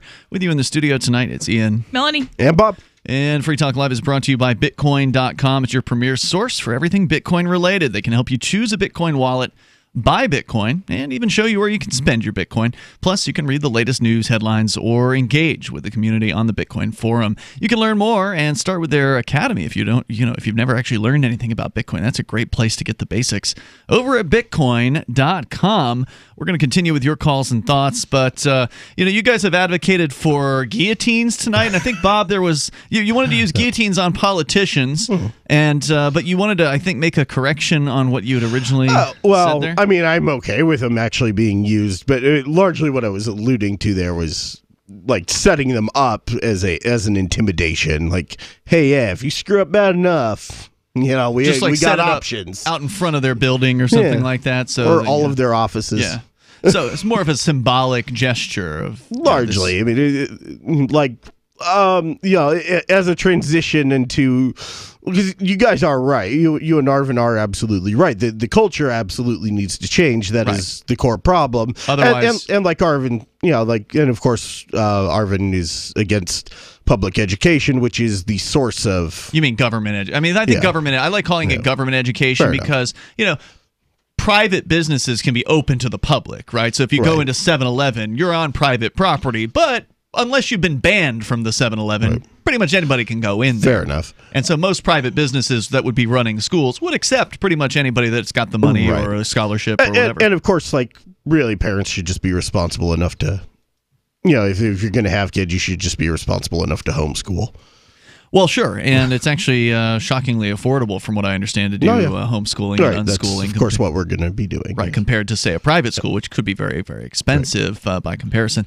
And then there was talk about shooting people in the face. It's just, I don't think that violence is really the way to solve problems. No matter how detestable the person is that you're talking about, using violence actually lowers yourself to the level of the state. You then become the thing you hate. So shooting someone in the face does not lower yourself to the level of a child molester. Mm-hmm. And if they're dead, then they're not raping children anymore. Right. So it kind of does solve the problem. And the problem is with some of these types that are committed to aggression, they are committed to aggression, and so the end. So sometimes there are certain situations, and it is not all situations by any means, but there are certain situations where it comes down to a simple okay, well, there's going to be violence. Like, the reality of the matter is that there's going to be violence. Either it's going to be a perpetrator committing violence, or it's going to be violence committed to stop them from that happening. Sure. And in the fact moment, in the moment, it's completely appropriate to use defensive force in order to defend you or somebody else that is nearby and being attacked. But are you saying that absolutely everybody who you described as a child molester, which is a horrible crime to commit, are you saying that none of those people could possibly be rehabilitated or? Oh, absolutely. Well, I don't think that they're Hold on, wait. What was that, Bob? You said absolutely not, or absolutely? No. I would say generally. like generally, yes. For some, yes, they can be rehabilitated. Yes, a lot of them can. However, that's I'm not also worth the risk to me. If you have already raped a child, we do not need you on this planet. And I don't mean go find another planet. Wait, are you talking about children or teenagers? Because earlier you were talking about shooting people who tricked a teenager into having sex with shooting them in the face. Children now you're talking and about child very rape. young teenagers. Not 17-year-olds, not 16-year-olds, 13-year-olds. Okay. If you're well into adulthood yourself. So on a lot of that, a lot of what I would go with that is, that's really probably not the appropriate, not the best way to deal with the situation. You're saying it's not appropriate to shoot somebody in the face. Generally, however, if the father or family member or the victim themselves decide to do it, I'm going to have to go with a no obligation to defend. You wouldn't I wouldn't convict intervene. that person. I'd let it happen. If you were on a jury for that person, you wouldn't convict them for it, that kind of thing. And I think that's probably true for a lot of people. I think that's probably true. But isn't there some value to the idea that a violent person, whether we're talking about a rapist or somebody else who commits an assault or some other irredeemable act of violence, isn't it possible to have that person pay restitution to their victim? And if you kill them, doesn't that basically mean that person will never be restituted? But if they're not alive, they can't do it again. So even if we're talking about something like a murderer, most of those can probably be rehabilitated. Most murderers are really young anyway. Okay. But something like the risk of someone going and raping a child a second time, or however many times before you caught them plus one time, like the value of their rehabilitation is not worth it to me to take that risk. So you would just say to the person who was violated, sorry, you're never going to get a single payment from this person. We've shot them in the face. Well, they probably own things. And if we're talking about a free market, organs have value. So there's that. Let's continue here. We got Mehdi on the line in Canada. You're on Free Talk Live. Hello, Mehdi. Hey, how's it going, guys? Hey there. I wanted to talk about abortion. Great. I recently came across, I don't know if you guys have heard of Walter Block. Yes. He's a anarcho-capitalist, and so he has a compromise, I find, that abides by the NAP still. So the NAP is the non-aggression principle. That is the libertarian kind of principle that backs all of the libertarian viewpoint that says that you should not use aggressive force against your neighbors. So go ahead. I'm sorry. What was your point? Yeah. So it is predicated on the fetus or that creature inside the uterus being a rights-bearing creature, number one. And number two, it's predicated on that you cannot remove a trespasser immediately by killing them if you can remove them from your property without killing them. So in other words, if someone comes into my property, I can't just shoot them. I'd have to at least first say, hey, get out. And if the only way I can remove them from my property is killing them, then that would be okay. Yeah. So basically what he says is that up to the age, fetal age, that the fetus cannot survive outside of the body, then it is okay, and it's called evictionism, what he does. And so who is this? I'm sorry, I missed the name. Walter Block. Oh, Walter Block, okay. Walter Block, yeah. So there's two parts, basically, of, say, an abortion. One is removing the fetus from the uterus, and the second action is killing the fetus. So what he says is that if a fetus is developed to the point where it cannot survive outside of the uterus, then one can remove the fetus from the body. If it means killing them, then so be it, because you're removing a trespasser. But wait, what you're saying is you would be removing the fetus and then just allowing it to basically die on its own. And at some ages, the removal process itself would kill them, but yeah, they would definitely die. Okay, and the rest of the point, go ahead. And then but once the fetus reaches an age, or embryo, whatever you call it, once the fetus reaches an age where it can survive outside of the body, then removing it by pulling out the limbs or whatever, like killing it and removing it, then would be unethical because it could actually be removed without killing the rights-bearing creature. Again, it's predicated on it being a rights-bearing creature. So that's an interesting perspective. If you had more to share, you're welcome to stay. Mehdi is on the line with us there from Toronto, Canada. The toll-free number, if you want to join us, 855-450-FREE like freedom, Free Talk Live.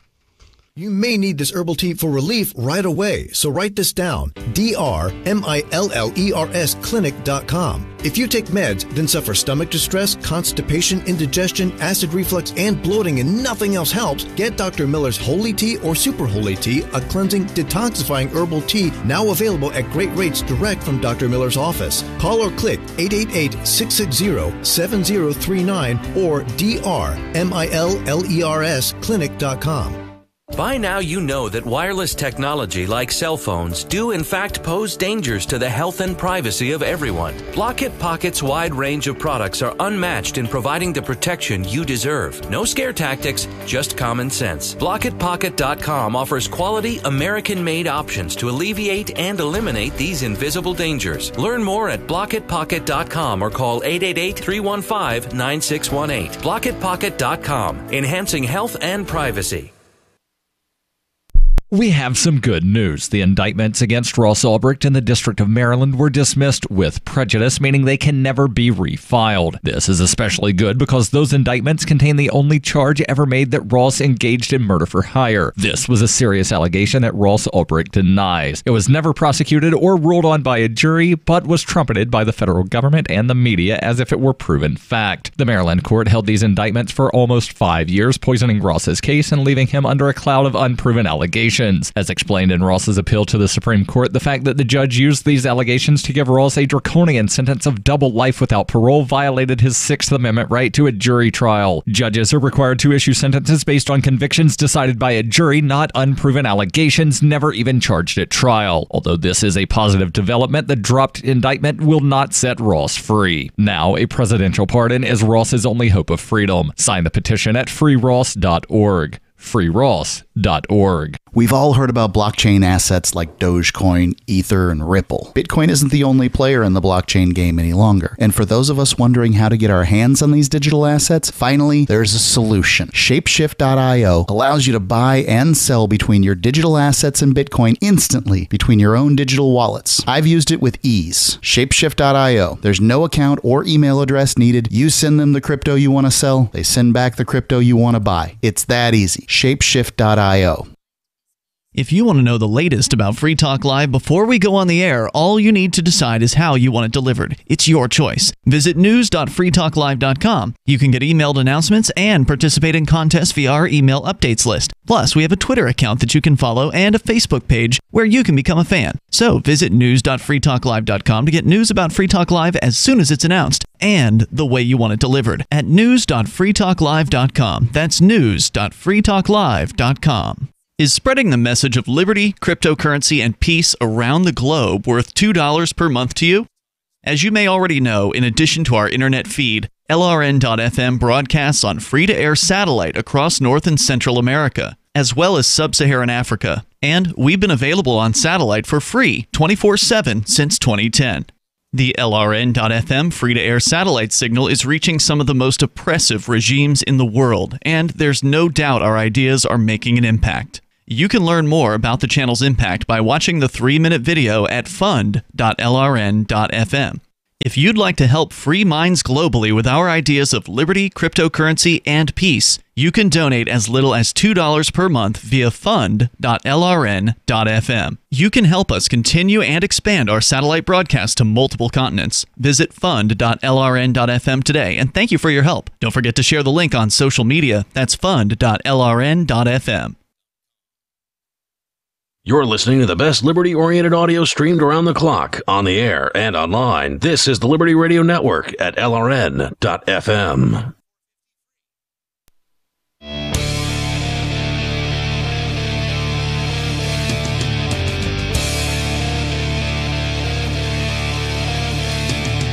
This is Free Talk Live. You can take control of the airwaves here. The toll-free number is 855-450-FREE, like freedom.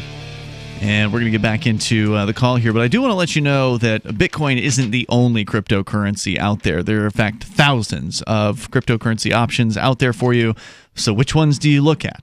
Well, you can't possibly go through them all. So hopefully you'll take a look at Smart Cash because we think it's a pretty cool crypto. In fact, they are sponsoring Free Talk Live. And the reason why they're sponsoring Free Talk Live is because we made a proposal on their proposal system over at smartcash.cc. in which anyone who has one smart has a vote. So unlike some of the cryptocurrencies out there that have a governance model that only allow the wealthiest of the holders of that crypto to vote, anybody with smart can cast votes on the proposals over at smartcash.cc. So that's a pretty cool factor. Of course, Smart Cash is fast, secure, and easy to use, and it also has Smart Rewards, which is a price stabilization mechanism and a way to encourage long-term holding. So if you have at least 1,000 Smart, which right now Smart's less than I think 2 cents a piece. So you can get $20 will get you more than 1,000 Smart. And so if you have more than or at least 1,000 Smart, you hold on to it in a wallet for which you hold the keys and you don't make any outgoing transactions for basically a month-long period, then you will get the Smart Rewards as well. Smartcash.cc. Go there, learn more as we go back to Mehdi on the line in the Toronto area in Canada. Mehdi, you'd called in to talk about Walter Block's perspective when it came to abortion. And let me just see if I can recap this briefly.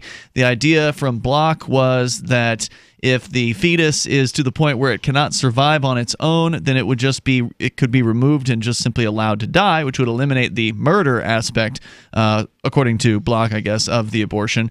And then if the fetus is able to live, then it could be removed and then put on life support and presumably given to parents that actually wanted it. Did I kind of recap that appropriately? Yeah, that's basically what it is. Like in his version of Ancapistan, or his kind of version of how society would be just that. So late-term abortions, I think, they're ones where the fetus can survive. His argument would be that, well, you can remove, but if you can remove without killing, then the option would be to remove. And he uses an analogy of someone coming on your property. I think most voluntarists, anarcho-capitalists, libertarians, whatever you call it, would say you can't just shoot the person in the head. You have to at least say, okay, get off my property, please, or you know what I mean? Like a kind of like an escalating violence. Yeah, and so to be honest about it, most late-term abortions aren't performed because late-term abortion is almost a non-issue because they're not performed because somebody decided at 8 months they didn't want a baby. They're performed because there's something seriously wrong with the baby. A medical danger of some sort. Yeah. Right. So that's kind of less of an issue. They're rare, and when they occur, they're for medical reasons more than social reasons. The problem with evictionism is if I cause you to be in a dangerous situation, I can't then just walk away. So, and I do think that evictionism is NAP compliant. NAP is the non-aggression principle. In cases where you are not the one who put the baby there. So that would be in cases of rape. Okay. Whether or not I like it, I think it's NAP compliant in cases where you did not consent to the possibility of a pregnancy. If I put someone somewhere where I know that they can't survive, then I'm responsible for safely removing them. So if I let you in my car and say I don't charge you, and then I start driving 90 miles an hour up and down the mountains next to Keene, I can't just be like, get the F out my car now, it's my car, I can kick you out. You mean while it's moving? Yeah, at 90 miles an hour. I have to actually stop and pull over, and then I can kick you out the car. Or I would say to hit on the evictionism point a little bit more, you can't drive out into the middle of the desert, or 200 miles into the desert, drop, hey, get out of my car, and then speed off. That's a solid argument against it, I got to say. Mehdi, what do you think? So the thing is that when people are conceiving or having sex, that party, the other party, for whatever contract you're trying to say, that other party, the fetus doesn't exist yet, right? It's I didn't say it was a contract. I said you incurred an obligation. You incurred an obligation by putting someone in a dangerous place. Okay, so if I don't let you in my car, place, who's the someone? The fetus. So if I don't invite you in my car, if I just forcibly put you in my car and start driving 90 miles an hour, I definitely can't kick you out doing 90 miles an hour. Right. But with sex, you didn't put the fetus in you. Yes, you did. That's how you get. That's how sex baby is gets how made. you get a fetus inside of you. No. But you just have sex. There's no human as yet, right? But that's how you put them there. But so, everybody knows. I mean, everybody knows that that's how babies get made. So is when I through the drag act you of in my intercourse. car, you're not got in my car yet, but dragging you in my car is how I get you there. Yeah, I think that I think you guys have the evictionism argument on the ropes. Mehdi, thanks for the call tonight. I appreciate the discussion. The toll-free number here is 855-450-FREE. However, I would like to add that I am a person who believes in, you own yourself. And I don't think that libertarians agree on this issue. They definitely don't. There's a lot of opinions here. In fact, you're probably going to find a couple of them in this very studio, let alone the gentleman that was on the phone there. I get the argument for evictionism, but I don't see fetuses as being human beings, number one. So to me, it's not like evicting a real person. Well, science kind of disagrees, like basic biology kind of disagrees. Well, everybody's got their opinions about what science says. I can say that. So kind of the approach that I generally take with that is, we can't. You are correct. We can't 100% know. Okay, when is the time that someone has rights? What is the cutoff line? That's not a question for science. That's a question for religion and philosophy. Yeah, it's an and opinion thing. Well, not even so much that, but people are going to have different opinions about it till the end of time. They are, and so what I say is, okay, so if we are serious about the NAP, if we are serious about the non-aggression principle, that nobody has the right to initiate force, threats of force, or fraud against another person, we have to, if we're going to be really serious about that, we have to be serious about it. And if we're hey, you know what, this may or may not be a NAP violation, and it may or may not be, and if it is a NAP violation, it's a grievous NAP violation.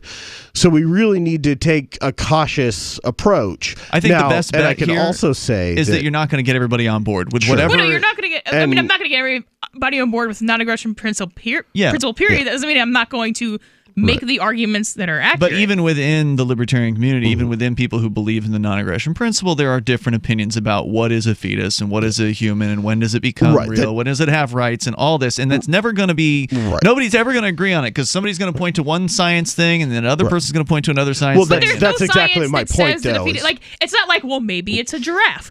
There's no science, fringe or otherwise, that says that a human fetus is anything other than a human. Okay. Well, and that's exactly my point. Is that you're right. We're not going to There's not really a... But it's not really the same thing, There's right? not a 100% way to agree. Not the same thing as what? Yeah, I mean, it's not the same as an actual human because it's developing. It is, by definition, it's never opened its eyes before. It's never seen... So, blind people don't have... It has never had its own, independent conversation. It's never had a conversation. There's so much that a fetus has never done. I like the example of it's ridiculous, because we have to go to the ridiculous to give any kind of examples here, but your house is on fire, there's a fetus that's developing in a petri dish. It's yours for whatever reason. It's in a petri dish, and you've got your child. Which one? You can only save one. Which one do you save? Well, okay, so that's, I don't know. That's a both lifeboat situation. Kids. I don't know. You really don't know? No. You're really not sure about that. Okay, that's it. That's it. It's an honest answer. Yeah. Because I think most people would say they'd save their child because they realize that there's a significant difference. So if you had asked me this a couple months ago, I'd be like, okay, well, the child has a greater likelihood to survive. The already formed child has a greater likelihood to survive on its own. That's only true until 3 months. It's also had a life. It also has value. Right. So now that I am a father, that we have a kid on the way. Yeah. The changes that have happened with me, the connection that I have with that child, I can't say that. We got more coming up here. Toll-free number is 855-450-FREE.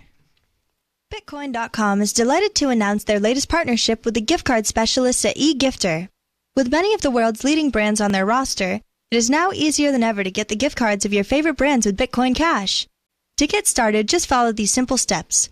Visit giftcards.bitcoin.com, pick the gift card you want, follow the instructions on your screen, and make your payment using your Bitcoin Cash wallet. Sit tight and your gift card will be delivered to you as soon as it's ready. That's giftcards.bitcoin.com. There are basically two types of advertising, direct response and branding. Radio's great for direct response with its low cost to listener ratio, but audio can't be beat for branding, which is a longer term endeavor. You want to be the first thing that someone thinks of when they think about your product or service. If you have a local business that you want kept top of mind in your community, call the station. If you need national reach, Free Talk Live's got around 200 radio stations, millions of monthly listening sessions, can suit all budgets, and if we don't think we're right for you, we'll tell you. Email me, mark@freetalklive.com. Most of you know that heart disease is the #1 silent killer in the U.S. What if I told you for just $54.95 a month you could fight against heart disease naturally? At Heart and Body Extract, we've been helping thousands of people get back to a healthier heart. Don't just take my word for it. Check out all of the success stories at hbextract.com, or to order, call 866-295-5305. That's 866-295-5305. hbextract.com. Don't risk it when you can take charge of it. The United States of Empire is a book that claims the United States is the empire of the world. George Washington had warned us against foreign wars. The United States of Empire shows that World Wars I and II left England broken. Its former colony, the U.S., had to save the empire. Was there ever a vote? Who do we fight for? The deep state began with World War I. The United States of Empire by James Dunn. Available at Amazon Books.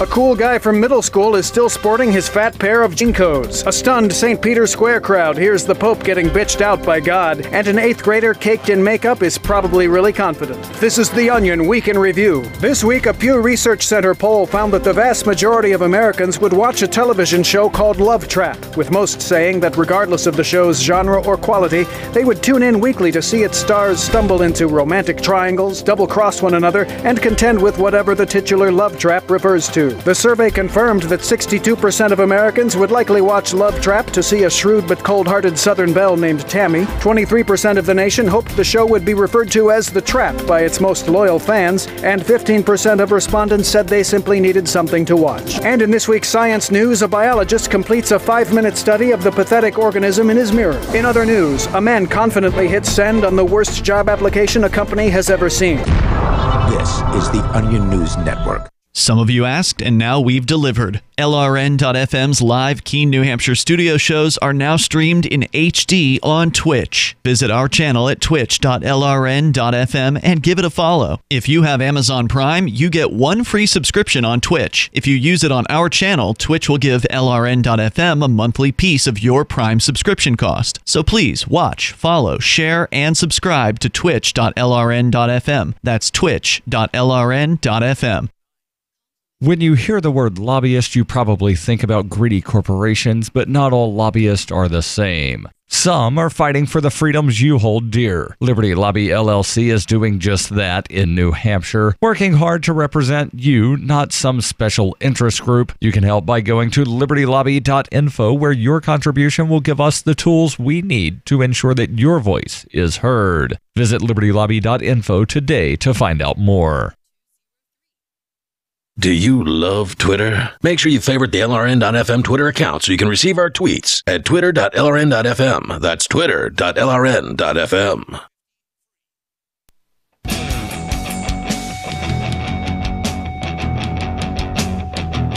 It is Free Talk Live. Dial on in here toll free. Our number for you is 855-450-FREE. That's 855-450-3733. We've also got the Discord on-air call-in line rooms over at discord.lrn.fm. You hop into one of those rooms, we'll see you there and join you, and then you'll be on the air with us. In the studio tonight, it's Ian. Melanie. And Bob. We're going to go back to your calls, but I know, Melanie, you had something else you wanted to add to this talk radio hell that is abortion discussion. So then my other argument against evictionism, or at least Walter Block's, well, it's all the gonna be idea the same of version, evicting a fetus and then letting happen whatever happens rather than the actual abortion of killing it. Yeah. So, which there are actually forms of abortion that do that. But, so then the other problem is if you consider them to be a trespasser, and I don't, because you can't put somebody somewhere and then say they're a trespasser, I find that concept absurd. Except for rape.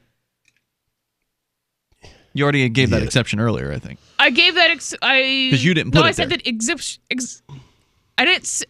So even in rape, the fetus is still not a trespasser because you have to be a moral agent to be a trespasser. But they're not an invitee either, okay. So you can still, compliant with the non-aggression principle, kick them out. All right. So if you have a 20-story building and someone is trespassing on it, most libertarians would say you can kick them out, but you have to let them exit via the door. You don't throw them off the roof. You can't say, well, I want you out right this second, and the fact that you can't fly is not my problem. Right. I'm throwing you out of the 20th story window. Yep. So if you have a fetus, a human fetus, I mean, they're going to come out kind of one way or the other eventually. In theory, sure, you could kick them out if they're a trespasser, but you have to do that safely if you have to kick out trespassers safely. Seems reasonable. So the only way to do that is to wait a couple months, and kind of you're the person who caused that to be the problem, or to cause that to be the case, so I don't have that much of a problem with that. So the good news is science is going to help solve a lot of these issues that people have. At least my understanding is that they're going to come up with embryos, wombs that are going to be artificial. And they'll be able to extract said unwanted fetus and inject it into whatever artificial growth chamber that they can do for that. So therefore, all the people who want to see an end to abortion can just fund these artificial fetuses on a voluntary basis, and then that's going to solve most of the problem. I think that on the other hand, if it's a while before we get there, and if for some reason we actually get to a libertarian society, which probably won't happen in our lifetime, but who knows? It's possible. If that ever happens, then I think what you're going to see is people are going to divide down, hopefully even further. Because the fact is, amongst libertarians, we don't all agree on everything. And some people don't get along. You guys were just talking about how there's some groups of people in Manchester that don't get along with you, but yet they're all supposedly pro-liberty. And that's the same thing is true, all over the places. People don't always get along. So we're going to see divisions. We're going to see divisions among the people who respect a fetus as another human life. We're going to see division among those who don't.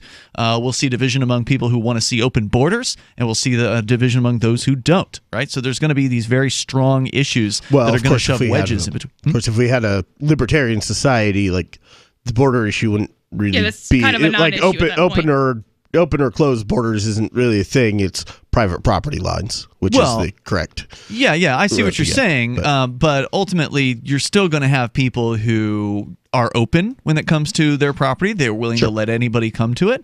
And then there's going to be those who want to have a closed club and a gated community and all that. And those people shouldn't live together. Right. Those people shouldn't live together. And the same thing's true of the people who feel a certain way about abortion, because why live with people that you just have to fight with forever? Just hopefully no one will go to war over any of these issues. Typically abortion is an academic issue. As long as you refrain from sleeping with people who disagree with you on abortion, it tends to be an academic discussion. Well, that's true, but it also tends to be a actual discussion. conflict. Well, but it does tend to actually create conflict because people get really emotional about this particular issue, and that leads to anger, and that leads to fighting, and that leads to hard feelings and possible violence. And so again, I feel like we just need to have people live with people who agree with them, and that's true for people that believe in property versus don't. I don't want to live around people who don't believe in property. I want to live around people that believe in that. So let's keep those people away who don't believe in it, because they just cause problems for those of us who believe in the idea of property. So that I think would be one of those issues. We got Tom on the line. He's in Maine, out there in Brunswick, I think, listening to WLOB. Go ahead, Tom. Hey, how's it going, guys? Welcome. You're on the air. I just wanted to add a point to the discussion earlier, and it may just be semantics, like you're talking about, but the distinction between a fetus and a human being. So I definitely think that there is absolutely responsibility on the part of the two people who conceive a child. But when you're talking about a fetus, to me, an apt metaphor is talking about an acorn in respect to a tree. Like, does the acorn have the ability under the right conditions to become a tree? Absolutely. Right. But should we treat every single acorn as if it's going to become a tree? I guess is the only point I wanted to make. I would say no, you should not. And that's a great point. If your standard is something other than being a human, then human fetuses might not meet that standard. But human fetuses are, by tautologically humans. They don't look like humans to me. I think that they absolutely can. Well, and really it is semantics, because you're deciding, what is a human and what is not a human, just like you're saying an acorn is an acorn. Well, and it's what not is a human is not a philosophical issue. What is a human is a scientific issue. Well, no, it's actually pretty opinion-based from what I can tell. Well, so, I mean, the thing is, like, the problem, of course, with an acorn in a tree is that neither acorns nor trees have rights. They're not moral agents. They don't have Except rights. that one tree, right? Doesn't that one tree own himself? Well, it has legal rights, legal but that's rights. a different. That's not the That's an same thing. entirely I'm not different familiar thing with than that real story. It rights. sounds crazy, Sure. but well, again, this rights is also another opinion-based concept. So even if you were to manage to convince everybody that this thing that looks nothing like a human is actually a human, you're not going to have the same ability to convince people that that thing should have the same rights as a fully developed Well, it human being. depends how closely you look at it. I mean, so yes, if you look at just the basic, like from the outside, if you look at an embryo or a fetus, it doesn't. I mean, if you doesn't have all of its parts developed. It depends on how old. If you go down to a small enough level, if you go down to the genetic level, it looks exactly the same as you or I. I mean, the idea that an equivalent amount of rights should attach to a thing that is the size of a speck of rice or something like that seems absurd on its face. Well, I mean, okay. I mean, what if we found a sapient alien race? I don't know, but that's a ridiculous what if question. Sure. Tom, go ahead with your thoughts. Well, I just wanted to add to that too. Like, what do we value about human beings? Is it the fact that we're just physically here, or is it the other characteristics that we bring? Sapience. Let's define because that. The fetus is physically here, but does it have those other characteristics we look for? So of course, I think what essentially gives moral agency, which is what brings rights, is having that combination of sentience and sapience. Sapience is having or showing great wisdom or sound judgment. Yes, fetus is sapient. It's the ability to reason, which is just a human trait. But it doesn't have that ability at that point. Not at that its point. Brain hasn't even developed. But then you could. But if you're going to say that, then somebody who's sleeping you could kill because they're because that's. Do we know that they have a pain mechanism at that scale either? I mean, I genuinely don't. Well, I mean, you're At talking some about point- a 9-month time frame, so I mean, you're going to have to narrow that down. At some point, it will. Pretty quickly. Well, in the beginning. The brain starts In the developing beginning, pretty they're a quickly. zygote and they're 2 cells, so no, they don't have a nervous But yet, system. some people, probably you, would argue that rights First attach month, at that point. I'm not well versed in it.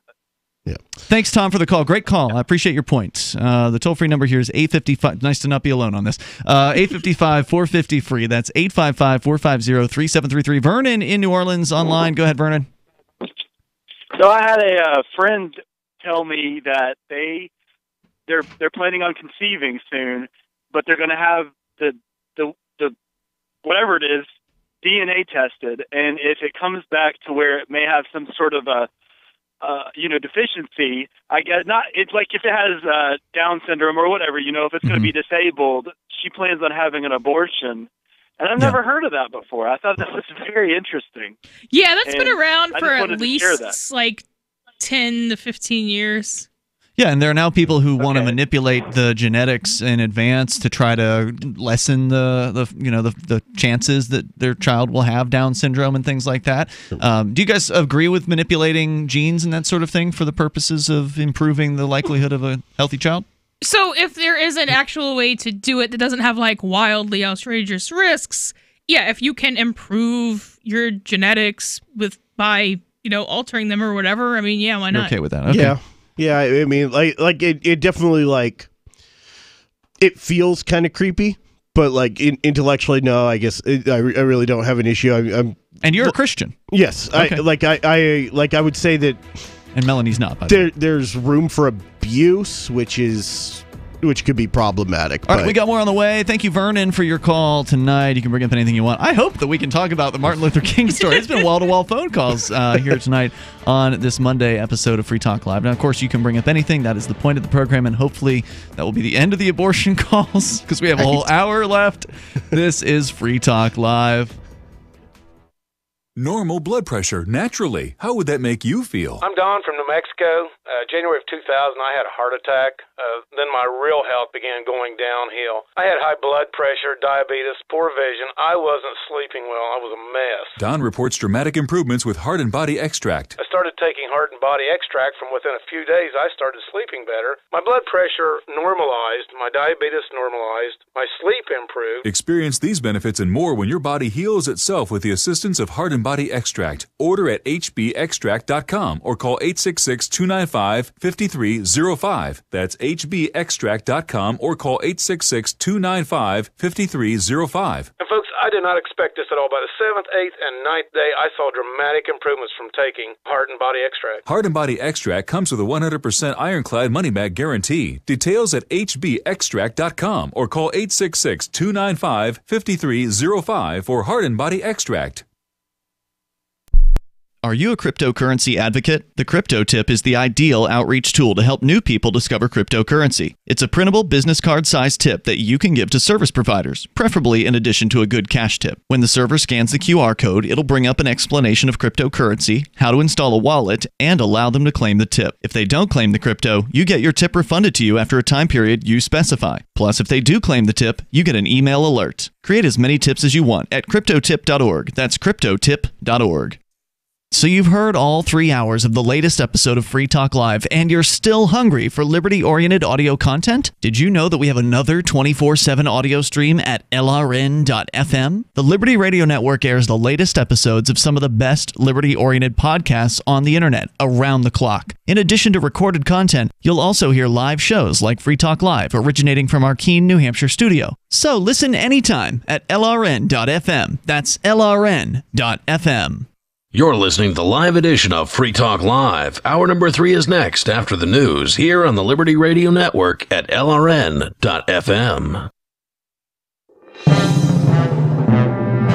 This is the Liberty Beat, your daily source for liberty news and activist updates. Produced in partnership with SNLS News and listeners like you. Online at snls.news.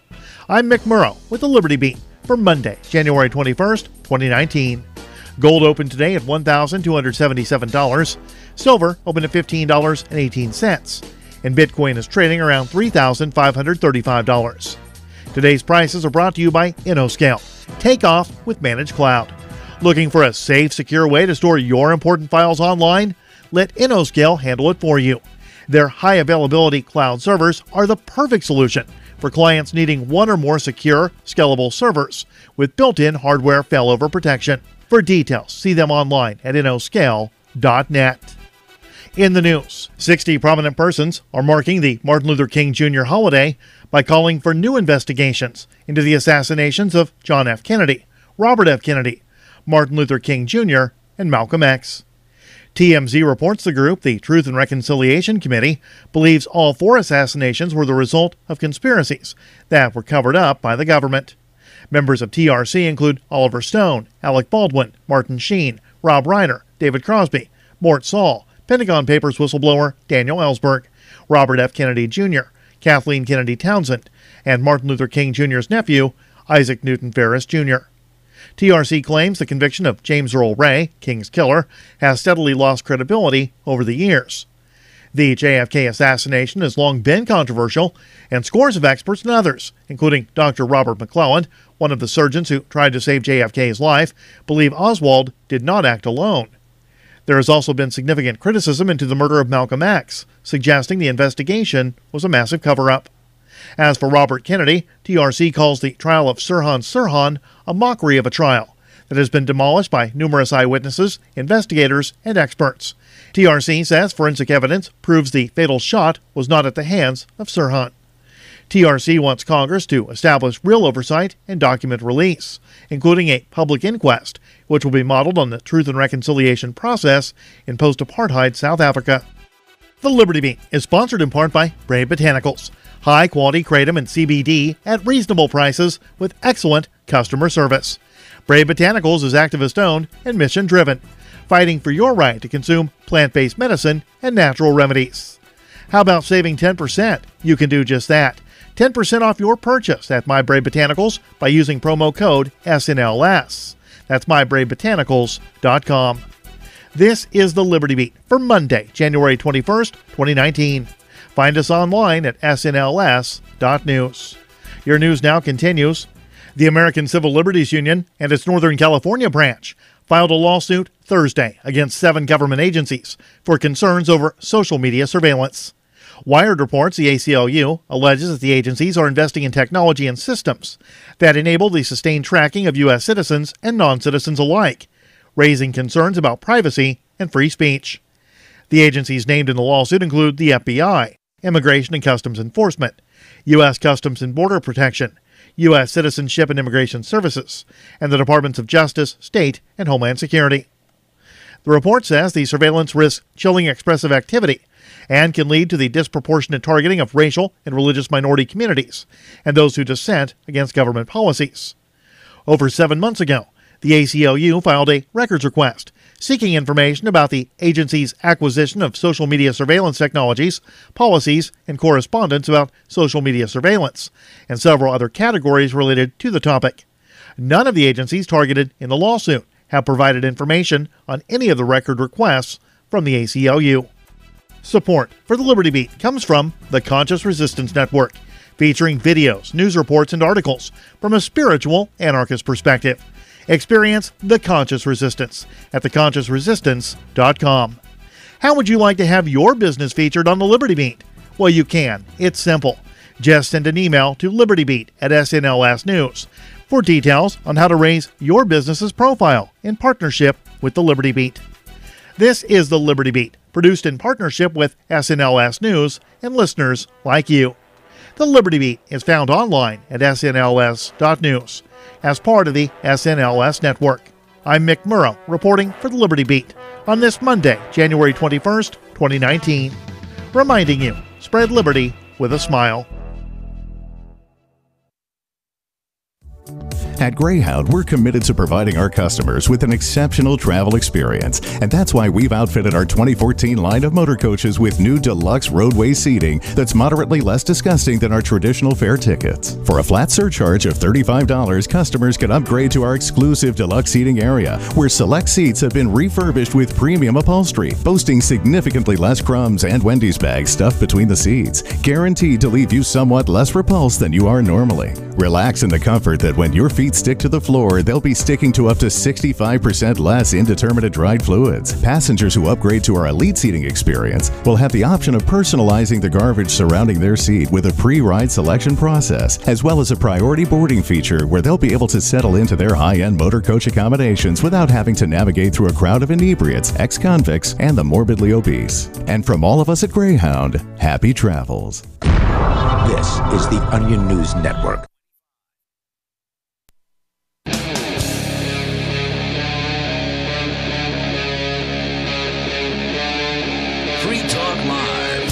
This is Free Talk Live. Dial toll free to join us here. As we launch into the third hour of the program, our number for you is 855-450 free, like freedom. That's 855-450-3733. We've had some pretty controversial topics on the show tonight. With you, it's Ian, Melanie, and Bob. But now, finally, the story that I promised when we first started 2 hours ago. That Atlanta, this is from, by the way, NPR.org, Atlanta's Martin Luther King Jr. National Historical Park has reopened for the first time since the partial government shutdown, which started, of course, on December 22nd. So we're now a full month into said shutdown. Kudos to Trump for getting that one right. Thanks to a grant from Delta Airlines. So it wasn't the government who all of a sudden found the money to open its park officially back up. There was actually a deal cut with a private donor. The deal allows the park to avoid the awkward possibility that it would be closed on the very federal holiday honoring King, which is, of course, today as we're doing this show. Quote, without the assistance provided by the Delta Airlines Foundation, it would have remained closed during the Martin Luther King Jr. holiday weekend, said the National Park Service spokesbureaucrat. The reopening comes as a civil rights leader's family and fans celebrate what would have been King's 90th birthday. And because of the grant, those celebrations and remembrances can now include visits to the home where King was born and his longtime church. The 35-acre park, which draws more than 670,000 visitors to Atlanta's Sweet Auburn neighborhood each year, reopened on Saturday with an $83,500 grant from Delta and money from National Park Service recreation fees. It now has enough funds to operate until February 3rd. So, how would you like $6,000 a day to run a park? Do you think you could do it? I could certainly make a profit off of that, I'm sure. I mean, so I guess that depends. Like, what kind of regs do I have to comply? Regulations, you mean? Yeah. Yeah, well, plus what kind of park? I mean, like if we're talking a water park, that might actually cost more, or like right. a theme park, that would probably cost more than $6,000. It's a piece of empty, undeveloped lands. Is Right. what is it? State park. That's what state parks and federal parks Well, are. no, wait a minute. This is the national. I mean, it's not like a theme park. Like it's a park. I don't think this is undeveloped here. I think that let's see. Somebody ought to pull it up here. Atlanta's Martin Luther King Jr. National Historical Park. I mean, if it's really, I can't imagine they're getting $6,000 to just run a piece of land. There's got to be. It mentions here that there's a house, so I'm guessing they've put. It says that people can go to his house, basically, that they wouldn't otherwise be able to do so. Visits to the home where King was born and his longtime church. So this seems like the suggestion is that the park includes those things. The park does draw 670,000 visitors. February 3rd is also when Atlanta's hosting the Super Bowl, and the King Park could receive thousands of visitors in town for the game and related events around the stadium, which is less than 3 miles away. The park's website, which I'm pulling up here, says, "We're looking forward to your visit," announcing the temporary reopening. The park's main building sits across the street from the Martin Luther King Jr. Center for Nonviolent Social Change, where King and his wife, Coretta Scott King, are buried. Down the street is the 2-story clapboard house where King was born. In the other direction is Ebenezer Baptist Church, where King was baptized and served as pastor. So what are you seeing there? You're showing me pictures, but what are you there's definitely some buildings. So maybe like a museum kind of thing or something like that? Looks maybe not, but looks like some trails and some benches, and there's some stuff there, but I mean, it's they give house tours according to the website, which is nps.gov/malu. There's, let's see, open house tours of the birth home of Martin Luther King. So it sounds like in addition to whatever the park is, they also own the house. If that's not actually in the park, it's nearby, and so therefore it's part of it. Okay, so there's some expenses actually involved. So you got like a tour but guide or something like that, right? Not $6,000 a Maybe day. a gift shop or something. But yeah, anybody could probably run whatever park we're talking about. You know the government pays too much for it. Well, it's $6,000 if you have to deal with the economic calculation problem. Yeah, right. Meaning that you aren't subject to the marketplace signals, right? Like you have no understanding of what things actually cost because you're a bureaucrat and you're just getting some arbitrary amount of money from the federal government, and so you can just spend it on anything you want. Right. Well, and especially with the way that a lot of those departments get their budget is, well, if you don't spend the money, then your budget gets cut the next year, so you're incentivized to spend all that you can, and then some. The carrier that became Delta was founded in Georgia and has long had its headquarters in Atlanta. The company's CEO, Ed Bastian, said the airline, quote, "felt it was important we do our part to ensure that the historic landmarks be accessible to the public." And I think this is interesting because it shows that it sort of shows what we've always said. Is if the government were to disappear tomorrow, again, getting into ridiculous, theories that could never be true, but if tomorrow the government or the state or whatever you want to call it were to just go away, then all of a sudden there's all these parks or all these programs that used to exist that had people depending on them, the marketplace would step up to fill whatever the demand and whatever the need was. In this case, the market said, hey, we think this park ought to be open again. And now it's open. They didn't have to go through some ridiculous bureaucratic process. They were just able to accept the money from Delta and reopen the park.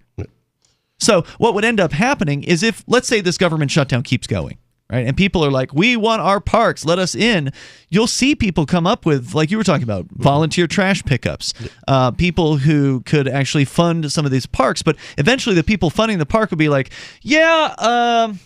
it was cool that we started you guys back up again, but $6,000 seems like way too much per day here. We see there's 5 employees and a bathroom, so how about $1,000 a day? And we'll hire a new manager that can run it for $1,000 a day, and then we'll keep it open for even longer.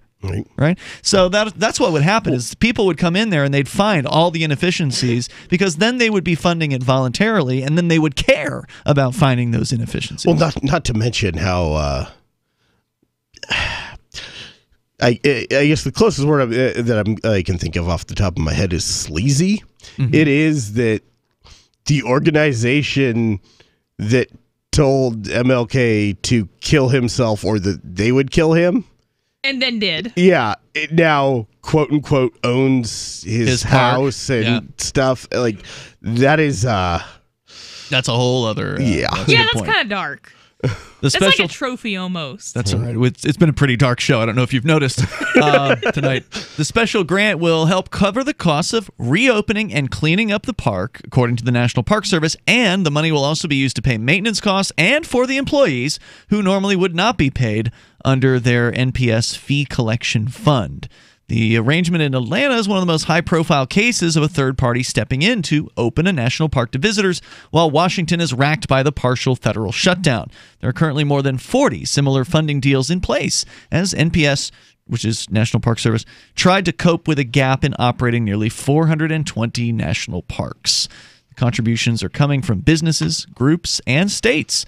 New York, for instance, is paying to operate the Statue of Liberty National Monument, for instance.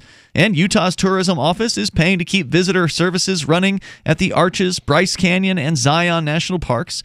And in Yellowstone National Park, snowy roads are being groomed thanks to money from Xanterra Parks and Resorts. So interesting that there are dozens of examples of people just stepping up. Shocking. You know what? People will actually support the things they care about. We don't need the government to be there at all for anything, really. But ultimately, the parks are a good example of how the market can just take care of this. If people want to go to a park, let those people pay for it. There's no reason why everyone in a society who will never use the park should have to pay for a park. It can absolutely be funded by the people who enjoy going to that place, whether it's just, to go play tennis or basketball at the local sports park, or it's to go and look at monuments and appreciate history. Whatever it is that the motivation is going to motivate people to contribute. And this is the initial example of that. And I think as this partial government shutdown goes on, we're going to see more of these examples. And hopefully, and I don't know if Trump can do anything about this, at some point, maybe they can just spin these things off. Like, oh, yeah, New York, you want to take care of the Statue of Liberty? Here you go. Take care of the Statue of Liberty. I mean, I still don't support the states running it, but it's better than having the federal government do it. It's some level of decentralization. Oh, what's that? You want to do this some private company wants to support this other park? Here, why don't you just own the whole thing? Yeah. More coming up here in moments. Toll-free number is 855-450-FREE like freedom. It's Free Talk Live. Smart Cash is a peer-to-peer digital currency that is fast, secure, and easy to use. Smart Cash is building a foundation that can support daily transactions for people everywhere. One feature that sets Smart Cash apart is the Smart Hive governance model and how the community can vote to fund the best projects with block rewards stored in the Smart Hive project treasury. Unlike other cryptocurrencies with voting systems, Smart Cash allows everyone to participate. One smart equals one vote. Learn more at smartcash.cc. Do you operate a retail business and are looking for a solution for point-of-sale cryptocurrency acceptance? It's never been easier thanks to AnyPay.global. There's no paperwork or approval process to open an account.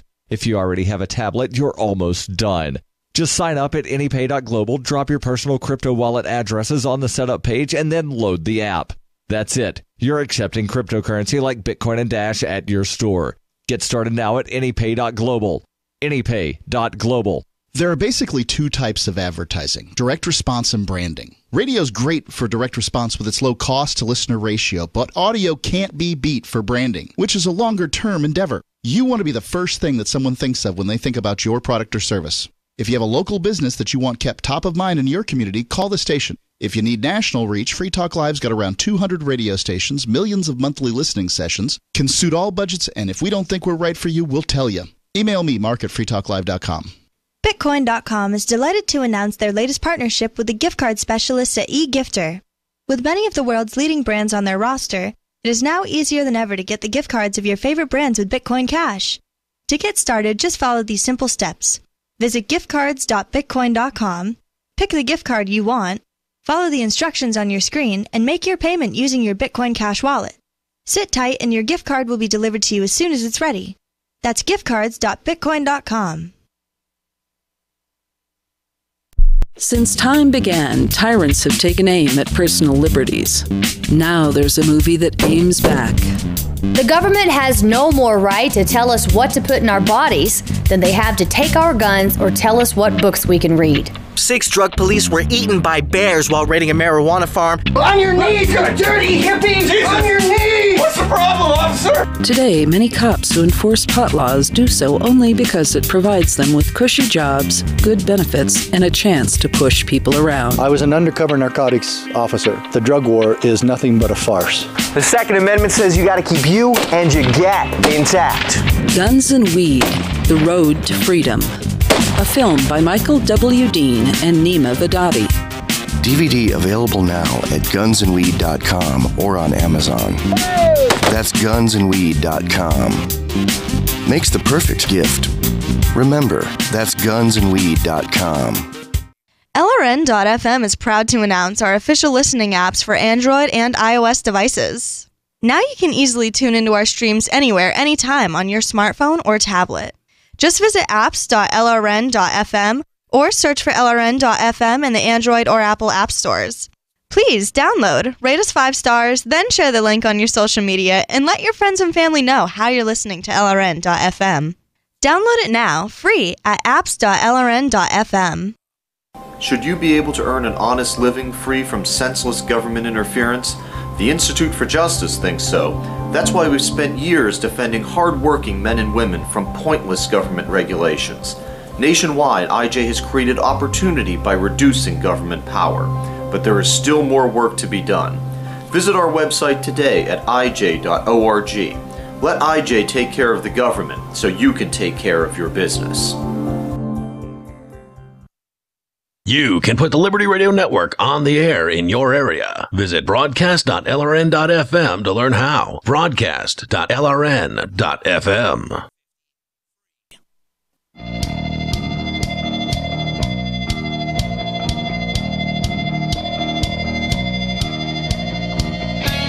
It's Free Talk Live.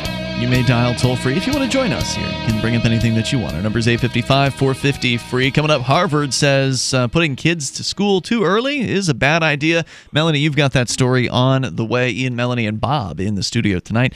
We're going to continue with your calls and thoughts. But first, I do want you to know, if you are an individual who rejects the initiation of force, we talked about the non-aggression principle earlier, and those who agree, and you agree to abide by the ethics of the non-aggression principle, then you are welcome at liberty.menu. If you aren't one of those people, if you don't abide by the non-aggression principle, you're not welcome at liberty.menu. So anybody who is a libertarian or a voluntarist or anarchist, freedom lover, go to liberty.menu because you can list the things that you do there for other liberty-minded folks to find out about. So maybe you've got a business that you run, maybe you've got an event that you coordinate, maybe you've got digital content that you create. There's categories for all of that there. It's a map-based system, showing the little map points of where people's businesses are and such. And it's free to use it. So do you not want free exposure? Because if you want some free exposure for your thing that you do, then get over to liberty.menu. In fact, if you do more than one thing, you got more than one business or more than one show or whatever you want to share with people, you can add it all there for free at liberty.menu. Now, of course, there are ways to upgrade if you want to pay for a little bit of extra promotion, but the base level product is free at liberty.menu. And if you want, you can use code FTL like Free Talk Live, and then you will get a special listener badge on your profile. That's liberty.menu. Let's go to the phones, to the fun. David in New Mexico listening online. Go ahead, David. Yeah, it's a good one for Melanie, since she's there tonight. And what you just said, yeah, we don't need government at all, because when they're not doing what they're doing in the situation you described, they do other things, like actually obstruct forward progress by citizens. And Melanie, and everybody, but Melanie in particular, and this does not call for legal advice, but the government makes laws, and then they don't follow their own laws. That's nothing new. We all know that. Correct. But when one finds, like I have recently described to you on your show over a number of nights, when there's an enumerated statute, in this case, 32A 516E in New Mexico, that's like 1 or 2 sentences long, and it says something very specific, and then the government actually doesn't even follow that, then we have the governor, and we have the state auditor, and we have the state attorney general, and we have the court system, and there's some overlap in their job duties, and so a question is, where is the most effective place when a person discovers that a civil law that's enumerated is being obviously violated, what's the best entry point because of the overlap, of the different things that I listed out, what's the best overlap or entrance point, to begin the formal complaint process to call the government on the fact that they're very obviously violating their own law? Yeah, so I would have to have experience in New Mexico to answer that. You mean as far as courts and such? Yeah, and I don't, because I would not only have to know what the law is, because if they're not following it, then that kind of ship has already sailed. I would have to know the likelihood of the behavior of these particular individuals, and I have no idea. So, well, we can make it a generic situation then. The positions that I laid out, like governor, auditor, AG, they're all very generic, and the court systems, whether federal or state courts, they're all very generic. So if you discover that, and you have criminal code and you got civil code, so you find something in the civil code that is very specific, and it's very blatantly and obviously, demonstrably not being adhered to, being directly violated on an ongoing basis, year in and year out, where in a generic system, governor, AG, auditor, so on, where are the various entry points that are most logical, most appropriate for complaining about, filing a formal complaint. I don't know, because I don't know local New Mexico law. I'll say this. Having gone and looked into filing complaints against government's malfeasance, I've done this, in New Hampshire. Generally, you're going to run into a bunch of dead ends and a bunch of bureaucrats that don't want to talk, that don't want to help. In theory, if some bureaucrat somewhere is violating the law, in theory, the Attorney General's office should be able to do something about that, but the odds that they will do something about that are very, very slim. The odds that they'll even want to talk to you about it are very slim. I remember if you actually look on YouTube and you search the Free Keen YouTube channel for Meet Dick Tracy, you'll find a video where we actually went into the Attorney General's office in Concord, New Hampshire, trying to get some kind of attention. I forget what even the issue was, but we had a video camera with us, and the dude didn't even want to talk. Like, he started, to be very, very rude simply because we wanted to get the conversation on the record. And, these people are not there for customer service. They're not there to help you out. So I'm not going to say that you would have a complete, that there would be no luck. But that's probably where I would start if you actually have some kind of evidence of some kind of corruption or whatever, and you'll likely run into a dead end. Yeah, my understanding is, and of course Melanie would be the best here to correct me if I'm wrong, is that there is no state that's generic. A lot of them will have similar structures, but a lot of it's boilerplate. Yeah, there are a lot of boilerplate things, but a lot of the specifics are very different. New Mexico is going to be very different from Louisiana, which is going to be very different from New Hampshire. Yeah. And I will say one thing that we have here in New Hampshire that we just got fairly recently, as of November, is we do now have taxpayer standing. So if you're a taxpayer, you can sue them to follow their laws. Not in theory, right? In of theory. course, it hasn't happened yet, right? Like, they just started this. I don't know if you've heard about any cases that have been filed I haven't. But it'll be interesting to follow along with the first such case whenever the first case is filed and see. Oh, you got a right to sue. Well, does that mean that the judge won't kick it out for lack of other things besides standing? Normally they kick you out for you don't have standing, right? Because of course, now New Hampshire does generally tend to be better than other places, but of course at the end of the day, I've heard New Hampshire's legal system's one of the worst. I don't know, but from who and what we're comparing it to. I mean, and of course, like all other governments and government agencies, at the end of the day, they're a violent gang of thugs, and they're going to do whatever they're going to do, whatever's So that's true. Yeah, so there's going to be some pretty solid similarities in civil law.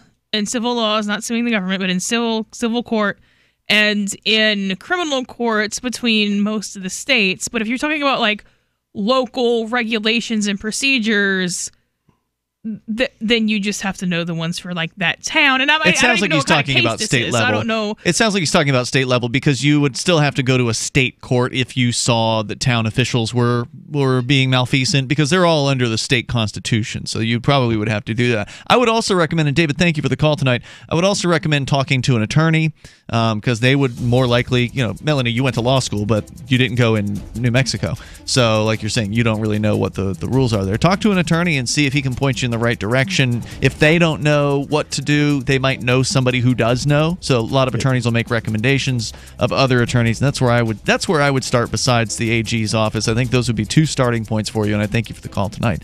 But either way, you're going to find that it's almost impossible to hold the state accountable for breaking its own rules. Free Talk Live. Anytime, any place, anywhere. Radio remains the most intimate of all forms of media. At home, at work, in the car, on smartphones. Over 90% of consumers still listen to radio every week. That makes choosing radio as a place to advertise your business one of the best decisions you can make. Email advertise@gcnlive.com and partner up with an experienced GCN representative. Advertise@gcnlive.com. Easy, affordable, effective. Complement your health with hemp-derived cannabinoid oil. We've always believed that the closer to Earth, the better it is for our bodies. Our hemp-derived cannabinoid oil is phytocannabinoid rich, full spectrum, and organically grown. Finally, hemp made easy, clean, and effective. GCNhemp.com or call 877-878-4203. That's right, we cut through the red tape. It's now available at GCNhemp.com or call 877-878-4203. Uncovering the secrets and exposing the lies. That's what the readers of freedomsphoenix.com get every day. freedomsphoenix.com, constantly providing the information, the real news about government policies, and the real relationship we all have with the coercive government. The real condition of the economy, innovations in technology, breakthroughs in energy, health, and computer science. Learn the truth well before it's admitted to in the lamestream media. The corporate media, nothing more than distributors of government propaganda, but now there's an alternative. freedomsphoenix.com. Constant news updates on the issues that affect your life in the most important ways. With liberty and property under constant attack, freedomsphoenix.com provides the understanding behind the propaganda, and it encourages the participation of its readers.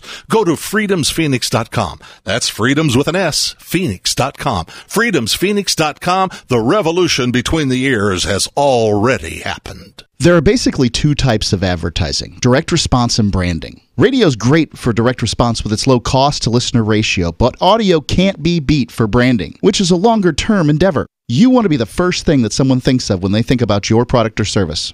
If you have a local business that you want kept top of mind in your community, call the station. If you need national reach, Free Talk Live's got around 200 radio stations, millions of monthly listening sessions, can suit all budgets, and if we don't think we're right for you, we'll tell you. Email me, mark@freetalklive.com. There are lots of ways to listen to Free Talk Live. Our podcast has been around since podcasts began, and now the FTL feed is loaded with content besides our full show archives. Did you know that we make it easy for you to customize your podcast subscriptions? We have different feeds, one that includes only our full shows, one with just the Daily Digest, and one with just the Edgington Post. You decide what you listen to. It's quick and easy to customize your feeds at feeds.freetalklive.com. That's feeds.freetalklive.com.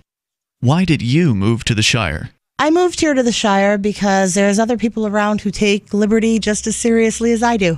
I moved to the Shire because I saw videos of people challenging authority and thought that I could get support myself. It called to me, like, do this, right now. I wanted to be around people like me who got it, and once I got here, I knew there was nowhere else that I wanted to be. I've always wanted to change the world, so I moved to the Shire to join people who were actually working towards doing the same thing. The people here are awesome, loving, and positive. It was for the adventure and for the feeling of something important is happening here, and I just wanted to come to sort of be part of that. Visit ShireSociety.com to read and sign the Shire Society Declaration and learn the reasons why, if you love liberty, you should immigrate to the Shire. Plus, connect with others via the forum at ShireSociety.com. That's ShireSociety.com. Help get LRN.FM into more ears. Visit promote.lrn.fm for a free bumper sticker, flyers, banners, graphics, and more. Promote.lrn.fm.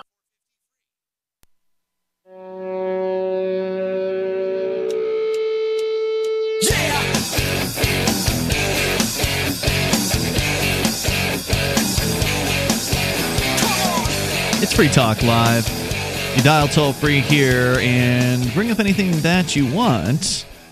The number is 855-450-FREE. Joining you in the studio tonight, it's me, Ian. Melanie. And Bob. 855-450-3733. Also, the Discord on-air call-in line rooms are available over at discord.lrn.fm. We're going back to your phone calls and thoughts. And then coming up, Melanie has a story about Harvard apparently saying putting their kids in school too early is a bad thing. And, of course, we would say putting your kids in government school at all is a bad thing no matter what the age is. But we'll see what Harvard has to say about it coming up here. And, of course, your calls and thoughts also welcome. We go to Sarah in New Mexico. Sarah, you're on Free Talk Live. Go ahead.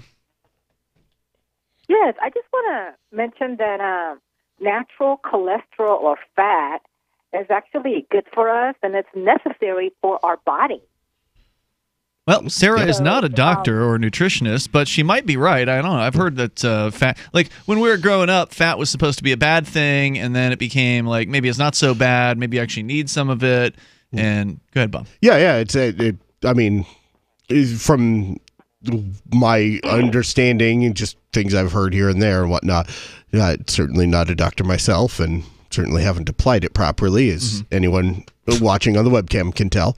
But the thing is, that may not be from fat, right? It could be from sugar or other things that kind of turn into right. Well, no, that's exactly. Essentially, you should flip the food pyramid upside down. Didn't they already do that? The government? No, I mean, yeah, they did. changed it somewhat, but they still have too many sugars and carbohydrates in there. So, don't count on the government to give you good nutrition advice. No, and in fact, if you look into the history of that, they basically did it as an experiment on people. Like they knew you shouldn't have that many carbs. Sarah? Well, the thing about it is that the Ms. Obama, she tried to make the lunches really healthy, but it's actually bad for the children because she did all this like low fat. So that was a big thing, is that they tricked her into thinking that fat is bad for our health, and none of the kids want to eat the food because there's no fat, and our bodies. Well, I got news for you. Kids didn't want to eat the government lunches as long as I can remember. I don't know if it has anything to do with Obama's, tweaks to whatever the menu was. It's always been subpar, low standard quality, like basically prison food. I mean, essentially. Yeah, I know. At the school I went to, it was the best thing that they served was the pepperoni pizza. Damn pizza. And it was like Totino's pizzas are way better than that garbage. I mean, I probably would have rather had eaten greasy cardboard. Did you ever go to government school, Sarah, when you were school age? Well, of course, yes, I did. Okay. Yes, and then I had the lunches. What's your memory of the quality of the lunches? I mean, were the kids when you were going to school like really excited about them?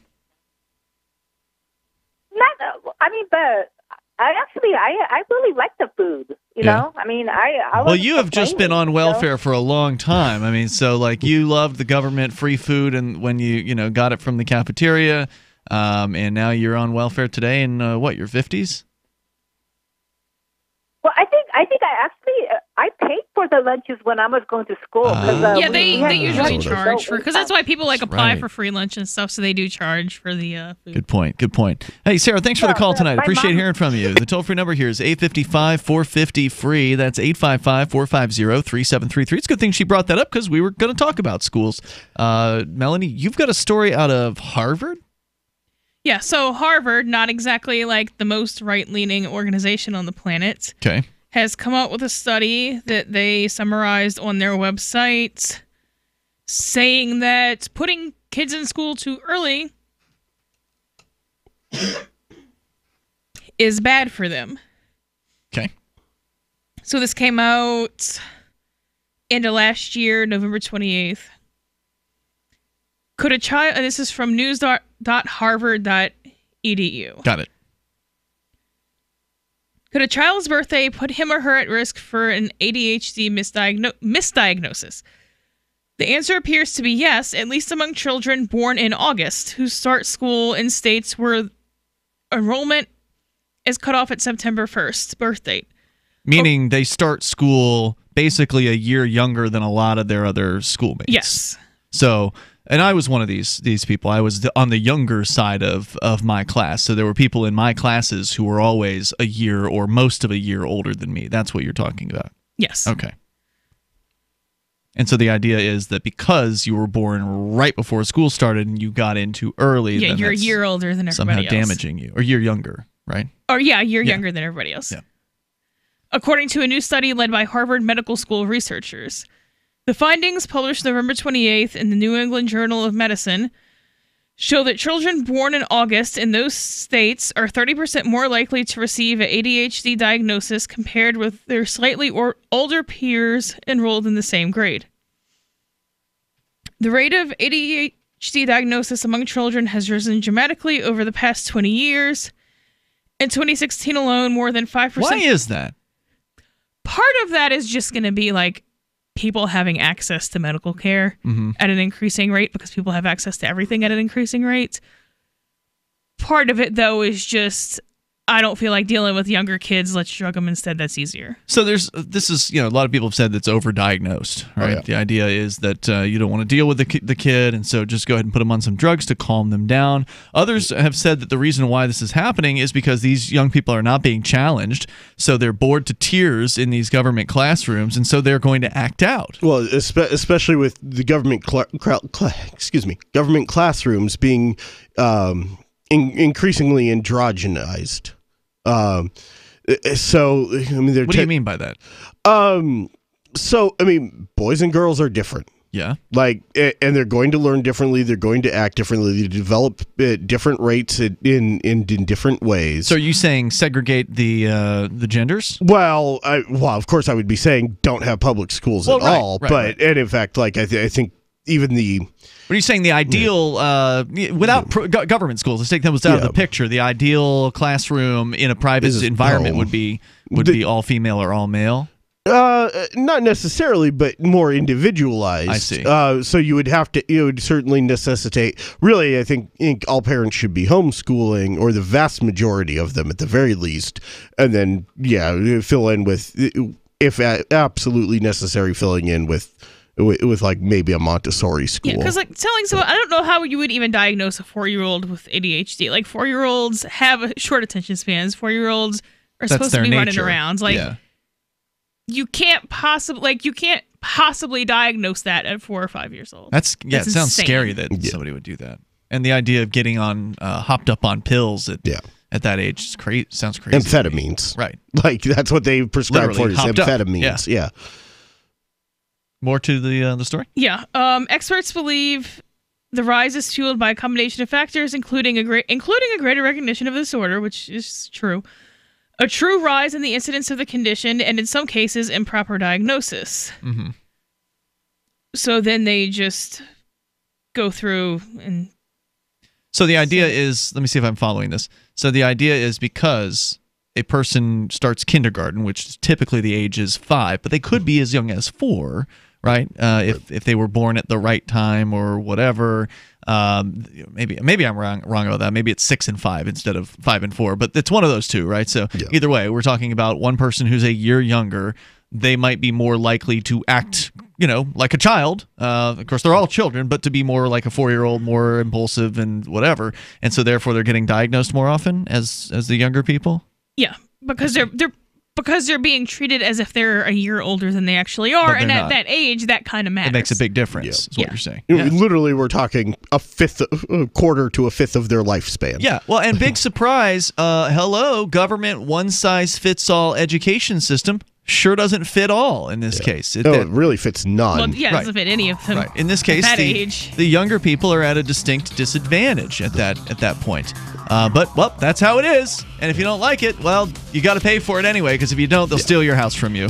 Yeah. I mean, really, sending your kid to a public school is child abuse. There's more coming up here. And you're a bad person for doing it. Well, most people don't know what they're doing, so it's irrelevant. You've got to know that what you're doing is wrong to be, I think, bad. But we're coming up here. It's Free Talk Live. We have some good news. The indictments against Ross Ulbricht in the District of Maryland were dismissed with prejudice, meaning they can never be refiled. This is especially good because those indictments contain the only charge ever made that Ross engaged in murder for hire. This was a serious allegation that Ross Ulbricht denies. It was never prosecuted or ruled on by a jury, but was trumpeted by the federal government and the media as if it were proven fact. The Maryland court held these indictments for almost 5 years, poisoning Ross's case and leaving him under a cloud of unproven allegations. As explained in Ross's appeal to the Supreme Court, the fact that the judge used these allegations to give Ross a draconian sentence of double life without parole violated his Sixth Amendment right to a jury trial. Judges are required to issue sentences based on convictions decided by a jury, not unproven allegations never even charged at trial. Although this is a positive development, the dropped indictment will not set Ross free. Now, a presidential pardon is Ross's only hope of freedom. Sign the petition at freeross.org. freeross.org. This is George Norrie from Coast to Coast AM and History Channel's Ancient Aliens, and we're proud to promote amazing energy, nutrition, and skincare products from Jeunesse. Visit gcnlife.com for products like Luminesse. The Luminesse anti-aging skincare line restores youthful vitality and radiance to your skin, reducing the appearances of fine lines and wrinkles with stem cell technology. There's also Instantly Ageless, which works within 2 minutes, reducing under-eye bags, fine lines, wrinkles, and pores. Jeunesse has products to help you with how you look and feel in a very short time. Nobel-nominated Dr. Vincent Jampapa has designed several products helping the body perform better. Jeunesse products have a 30-day money-back guarantee, and they're available up to a 25% preferred price discount. See all of the amazing Jeunesse products at gcnlife.com or call toll-free 1-844-443-6637, 1-844-443-6637.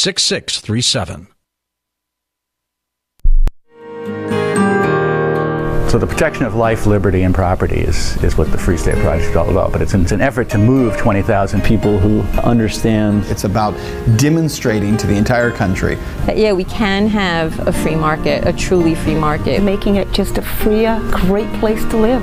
It's the world's largest voluntarist libertarian community, and it's only getting bigger. That's amazing, to be able to move to a place where other people passionately believe in being free and independent. What the Free State Project is managing to do, though, is to put their money where their mouth is. It's physically getting up across the country and saying, let's go someplace and let's demonstrate the power of these ideas. There's a lot of kind of philosophy that surrounds liberty. There's a lot of thinking about it and talking about it. But here in New Hampshire, people are doing it. 101 Reasons Liberty Lives in New Hampshire, a documentary by Free State Project Early Movers. Watch it free at 101reasonsfilm.com. 101reasonsfilm.com. LRN.FM now has a Discord. Discord is a free text and voice chat platform, and we now have our own server with a bunch of channels at discord.lrn.fm. You can join other listeners as they chat about various things during our live shows, or anytime, day or night. Discord software is available cross-platform, so you can have it on whatever device you want and take your chats anywhere. Join our Discord at discord.lrn.fm. That's discord.lrn.fm. This Your Family Today tip is brought to you by Nesquik. Try Nesquik 4-packs, perfect for lunches and great for kids on the go. Look for it in the juice aisle. Snack time is a great chance to sneak extra calcium into your child's diet without making him feel like he's eating something he doesn't want. Serve up dairy-rich foods like smoothies, flavored milk, frozen yogurt, and string cheese. He'll love the treat, and you'll love knowing how good it is for him. For more tips like these, visit us at parenthood.com/yourfamilytoday. Some of our live shows are streamed in HD on Twitch. Please follow and share at twitch.lrn.fm. That's twitch.lrn.fm.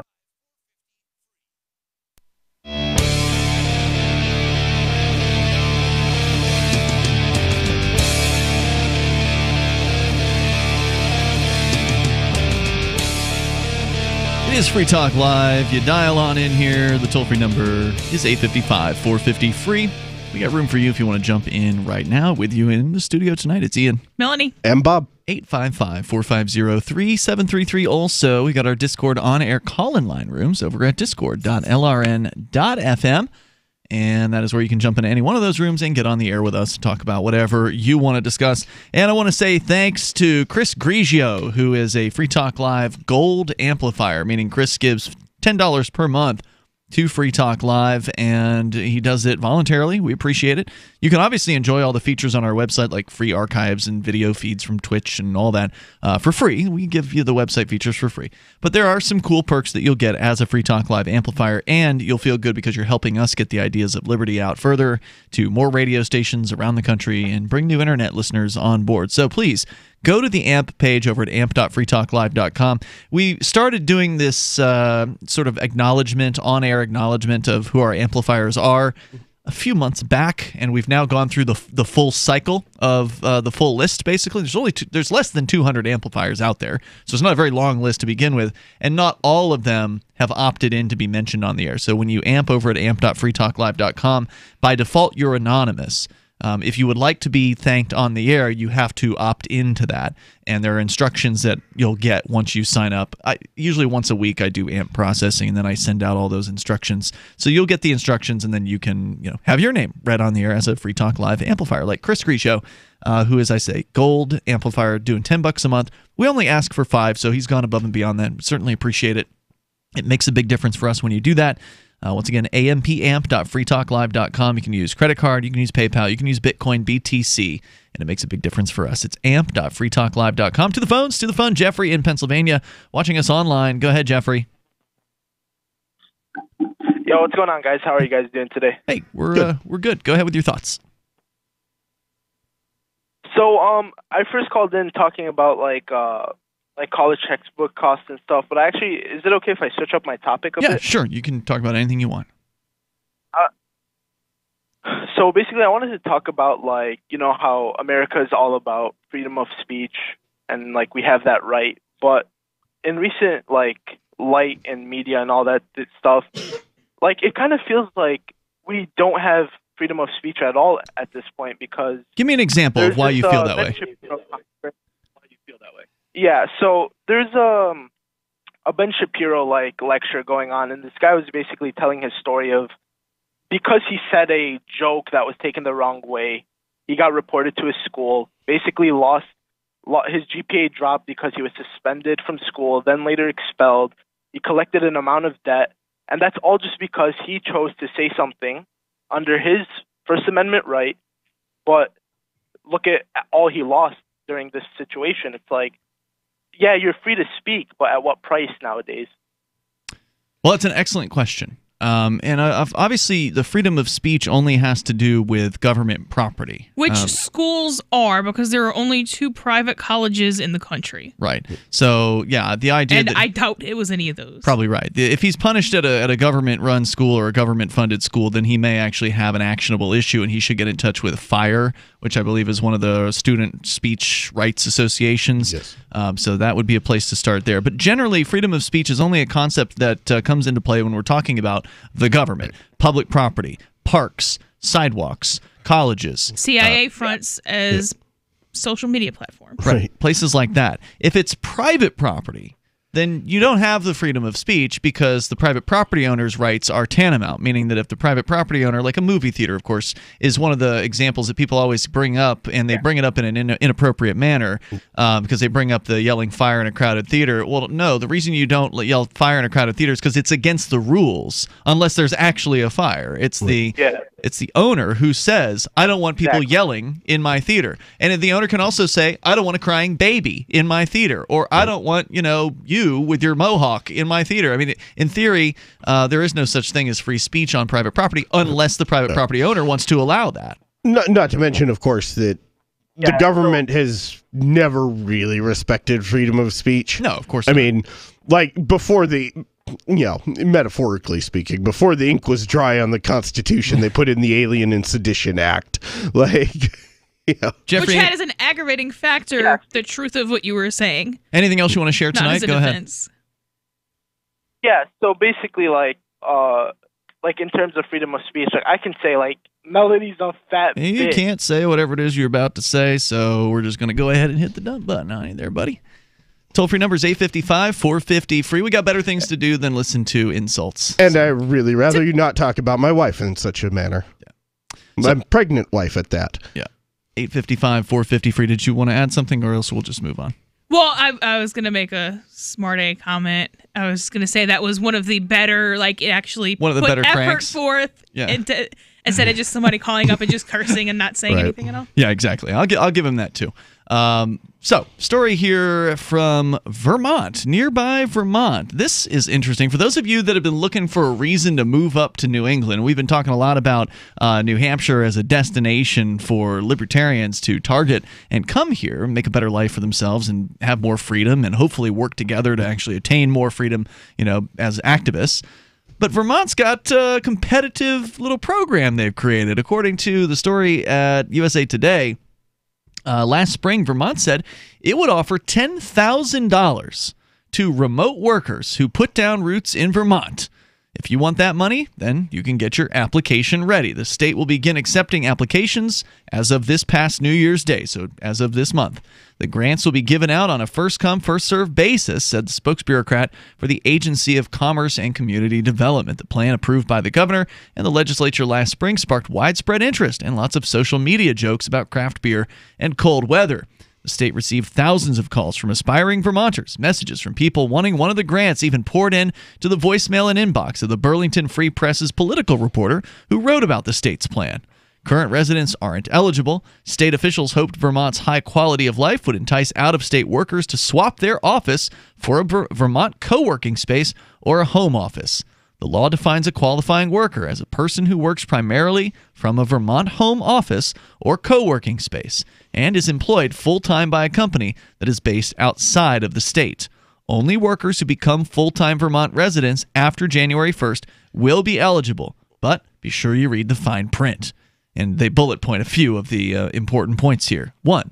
The $10,000 isn't a lump sum, but instead 2 payments of up to $5,000 over 2 years. Up to being one of the key words. You must be, point number 2, a full-time employee of a company headquartered outside of Vermont. So if you're just a contractor, it probably won't work for you. You can't live in Vermont already. Your moving date must be on or after January 1st. The money can cover moving expenses, computer equipment, broadband access, and membership in a co-working space. So yes, you'll have to buy your own coat, says the story here. But I think it's an interesting proposal, and it's only a 2-year window of time. So if you are a person who meets these qualifications, the state of Vermont will pay you to move pretty damn close to New Hampshire, right? Like if you've got the full-time job and your company can send you to, you don't have to work from a company office. You can work from home. Then all you got to do is apply this government it sounds like program. You have to work from home or a mutual workspace. Yeah, co-working space. Yeah. So it sounds like you can't be in a company office. Correct. Well, right. The idea is the company would not be located in Vermont. Right. So they're trying to get more people to move to this barren wasteland. Right. And, Which, they have, I believe it's 600,000 people, which is approximately half of what New Hampshire has, which New Hampshire has 1/7 of the population of New York City. Yeah, and of course the square kilometers is probably about the same between Vermont and New Hampshire. They look relatively similar when you put them right next to one another, and they are right next to one another. So if you've been thinking about moving up here, why not let the government subsidize it? Because that's communist. A, that's icky, and B, I'm kind of concerned about the type of people that's going to attract. Right. Well, yeah, it's going to attract people with full-time jobs. So it's not like, it's going to be somebody who's a total scuzz. Plenty of people with full-time jobs are complete tax beneficiaries. What do you mean by tax beneficiary? So if your if you paid income tax of $5,000 and you paid sales tax of $2,000 and you got $30,000 in government benefits, you're a net beneficiary. Okay. Why would a full-time employee get $30,000 in government benefits? I'm not. You could be a full-time employee and not make that much money, and you could be a full-time employee and have 10 kids. Okay, so like various different welfare programs is what you're saying, cobbled together. Well, anyway, the money's out there, and they're going to give it to somebody. So if you've been looking for an excuse and you meet the qualifications, why not? $10,000 help you cover your moving costs. Hey, you can learn more about the migration to New Hampshire over at move.shiresociety.com, and that's where libertarians are coordinating their actions to achieve more freedom in our lifetime. And we'll see you tomorrow night. Online in the meantime, freetalklive.com. If you're looking for work, it's a process of elimination, and you're trying not to be eliminated. So here's a tip for making the cut, and this might seem subtle, but to the person interviewing you, it's not.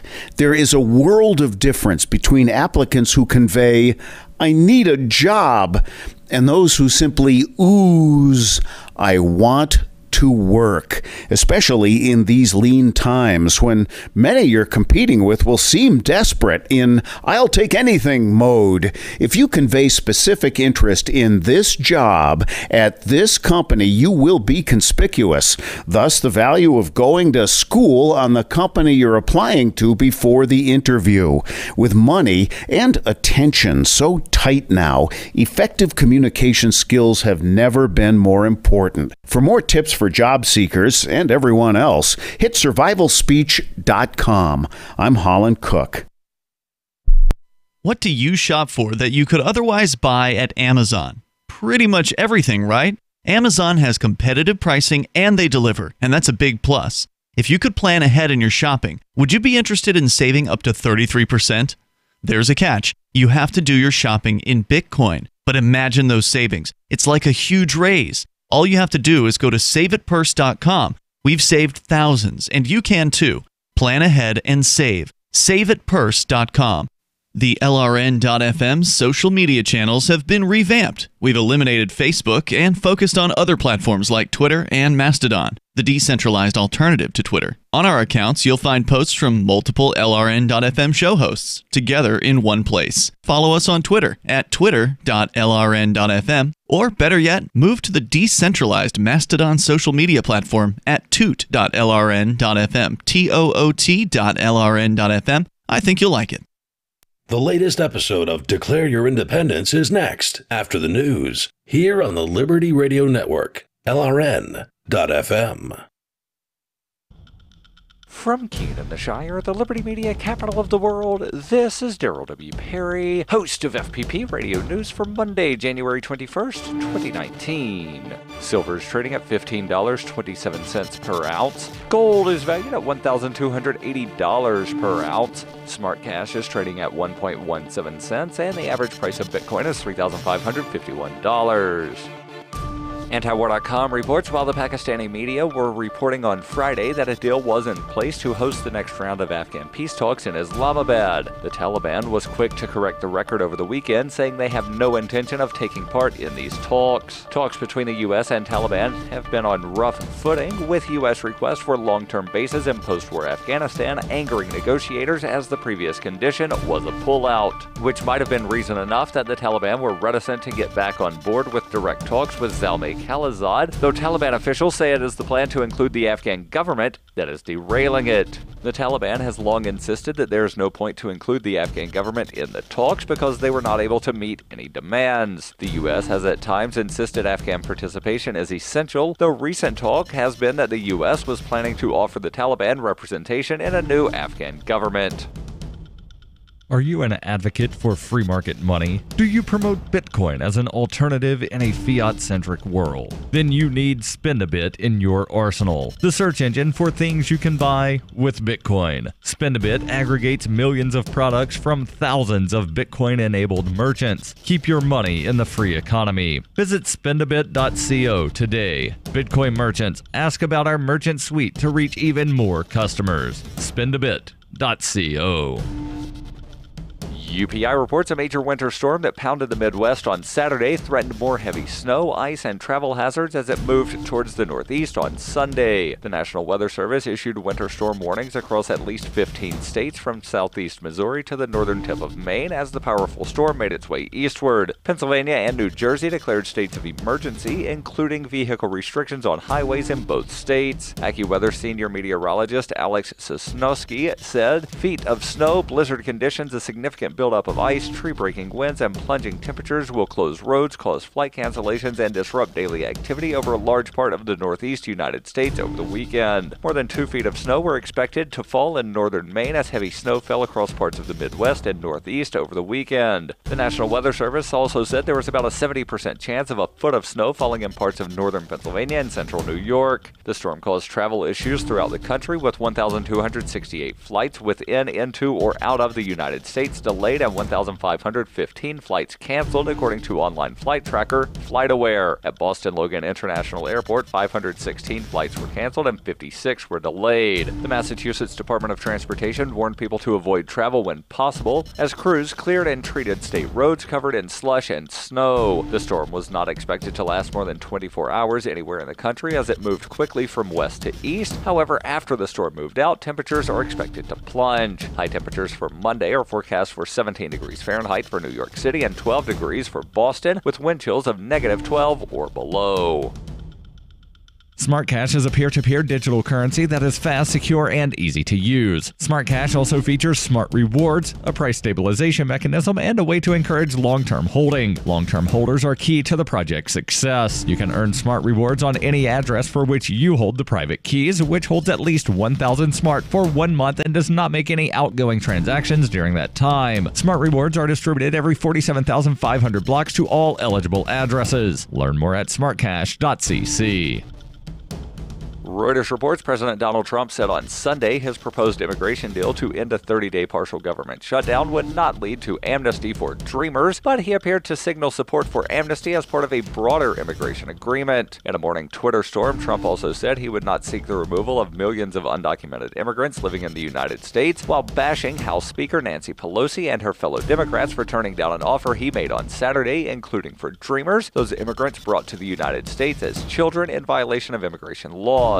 Trump said on Twitter, "No, amnesty is not part of my offer. It is a 3-year extension of DACA. Amnesty will be used only on a much bigger deal, whether on immigration or something else." Adding, "Likewise, there will be no big push to remove the 11 million plus people who are here illegally, but be careful, Nancy. Dreamers are protected from deportation under the Deferred Action for Childhood Arrivals program." This has been FPP Radio News. Online at fppradio.com. Now, how much money will all those closeted Republican convention goers bring into the city, Marie? A lot. The average area prostitute normally makes around $200 to $300 a week jerking off truck drivers behind the bus station. I see. Next week, they are expecting to make 30 times that amount sucking off secretly gay Republicans. Wow. You figure the fact that these delegates are so repressed and filled with self-hatred, yes, they tend to like the filthiest, kinkiest sex acts imaginable. Oh, that's which right. tends to cost more. The average well-adjusted gay man has no desire to smear fecal matter all over his partner's face or be beat up by him. But that is exactly the sort of thing that these repressed conservatives are willing to pay top dollar for. Okay, as well as the services of transsexuals, I understand. Yes. A lot of the Republicans repeatedly call the prostitutes faggots or start crying after they've had sex with them. I suppose the prostitutes are shoring up on their politics so they can talk to the Republicans. Ha ha, Andrea, what do you think this is, Pretty Woman? They're just there to get right. Thank you, Marie Byron. RNC's always a good time. This is the Onion News Network. And now, live from the studios of Freedom's Phoenix, Ernest Hancock. Believe me when I say we have a difficult time ahead of us. But if we are to be prepared for it, we must first shed our fear of it. I stand here without fear because I remember that I am here not because of the path that lies before me, but because of the path that lies behind me. I remember that for 100 years we have fought these machines. And after a century of war, I remember that which matters most. We are still here! Today, let us make them remember. We are not afraid!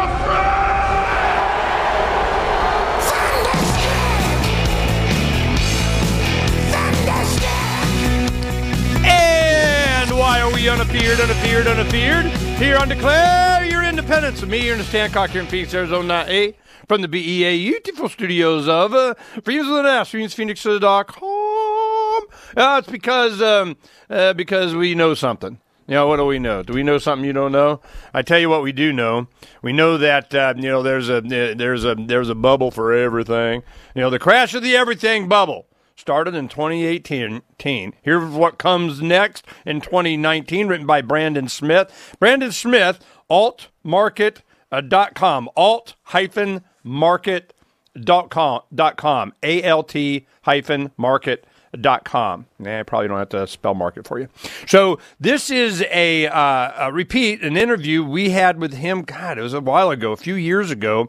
And I think something in the news, the Mayor standoff was going on or something. I think I remember that was associated with it. And he's like, we are prepared, or you better get prepared because of what's coming needs to be prepared for. And I'm going to ask Brandon right off the bat. All right, Brandon, what's coming, man? We're here.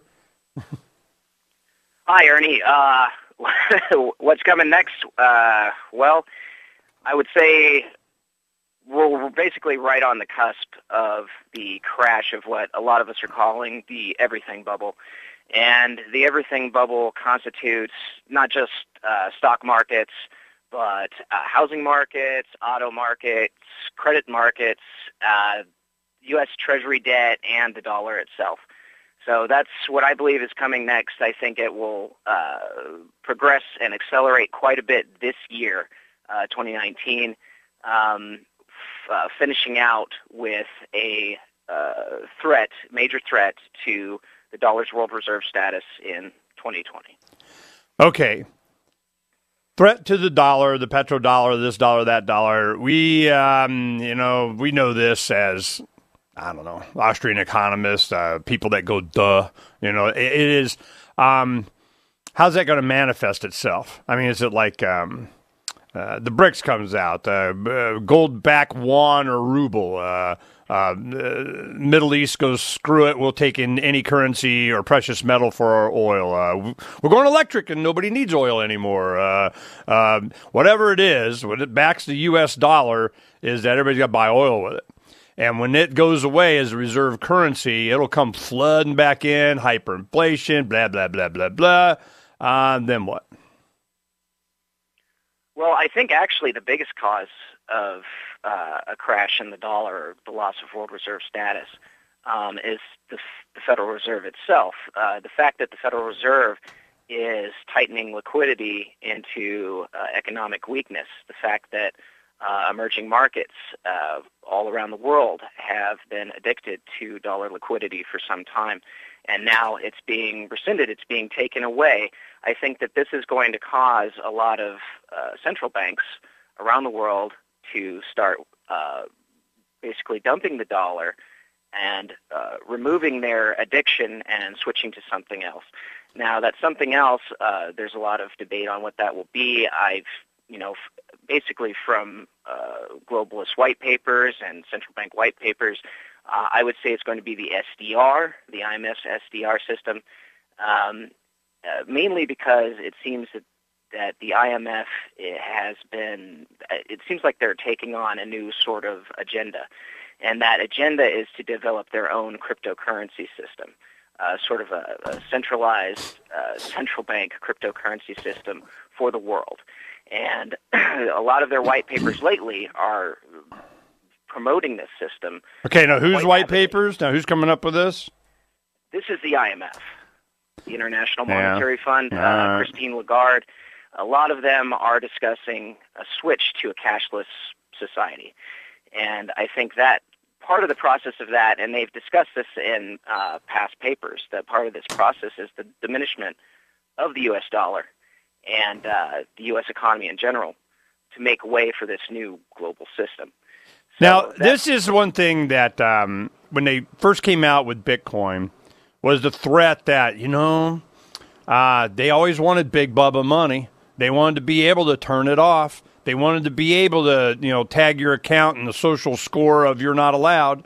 They always wanted to be able to confiscate with a button. They always wanted to be, it was supposed to be, these cryptocurrencies were to be able to avoid exactly that. We got pirate money. You know, you got woo, and you can't stop. Then they go after the exchanges. Then they go after the crypto. Then they got the biggest thing is they can manipulate it because they got so much money. They can do whatever the heck they want. You know, sell into it till it gets overwhelmed by market demand. But I was never in doubt that it was going to be GoldmanSucks.gov coin. Sooner or later, they're going to have their own cryptocurrency, and it's going to, but if you want easy use and you get paid in your check, and it's kind of wave your hand over retina scanned at the grocery store of it's going to be GoldmanSucks.gov Bubba money. And I go, okay, when that happens, is it going to be global or just U.S.? And you're saying that they already, I know they've been talking about it,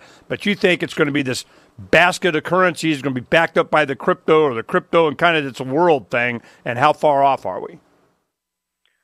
Right.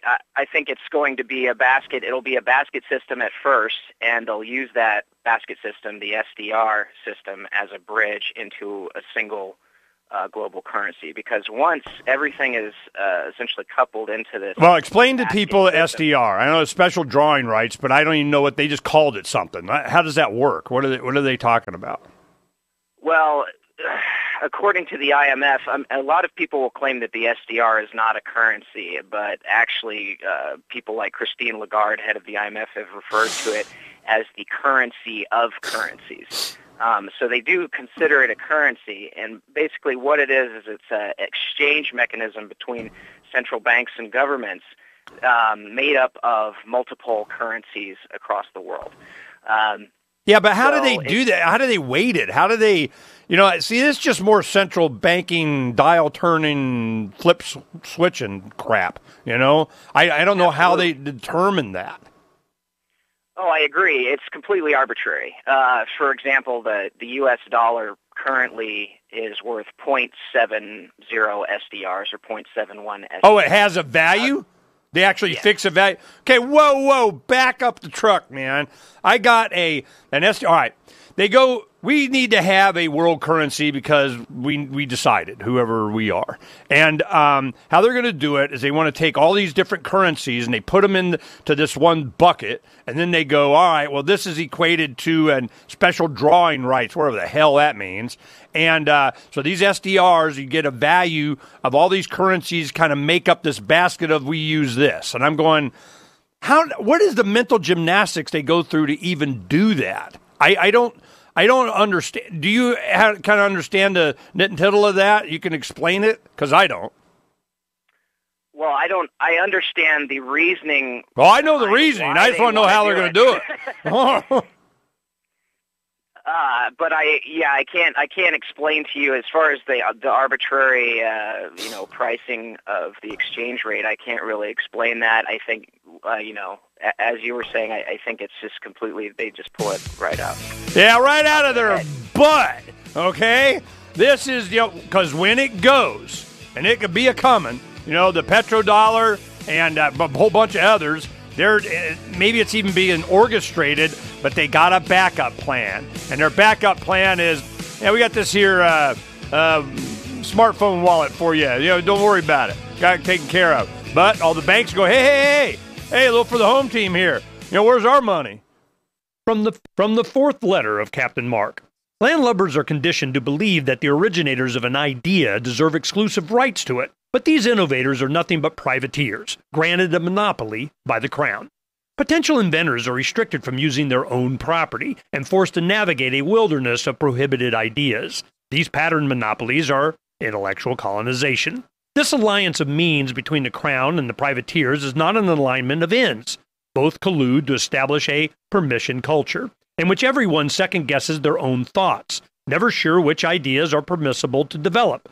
But their objectives are different.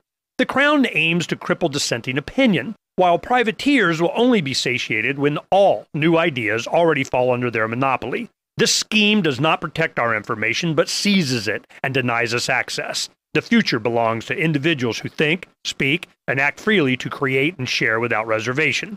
Join the conversation at pirateswithoutborders.com. Is spreading the message of liberty, cryptocurrency, and peace around the globe worth $2 per month to you? As you may already know, in addition to our internet feed, LRN.FM broadcasts on free-to-air satellite across North and Central America, as well as Sub-Saharan Africa. And we've been available on satellite for free 24/7 since 2010. The LRN.FM free-to-air satellite signal is reaching some of the most oppressive regimes in the world, and there's no doubt our ideas are making an impact. You can learn more about the channel's impact by watching the 3-minute video at fund.lrn.fm. If you'd like to help free minds globally with our ideas of liberty, cryptocurrency, and peace, you can donate as little as $2 per month via fund.lrn.fm. You can help us continue and expand our satellite broadcast to multiple continents. Visit fund.lrn.fm today, and thank you for your help. Don't forget to share the link on social media. That's fund.lrn.fm.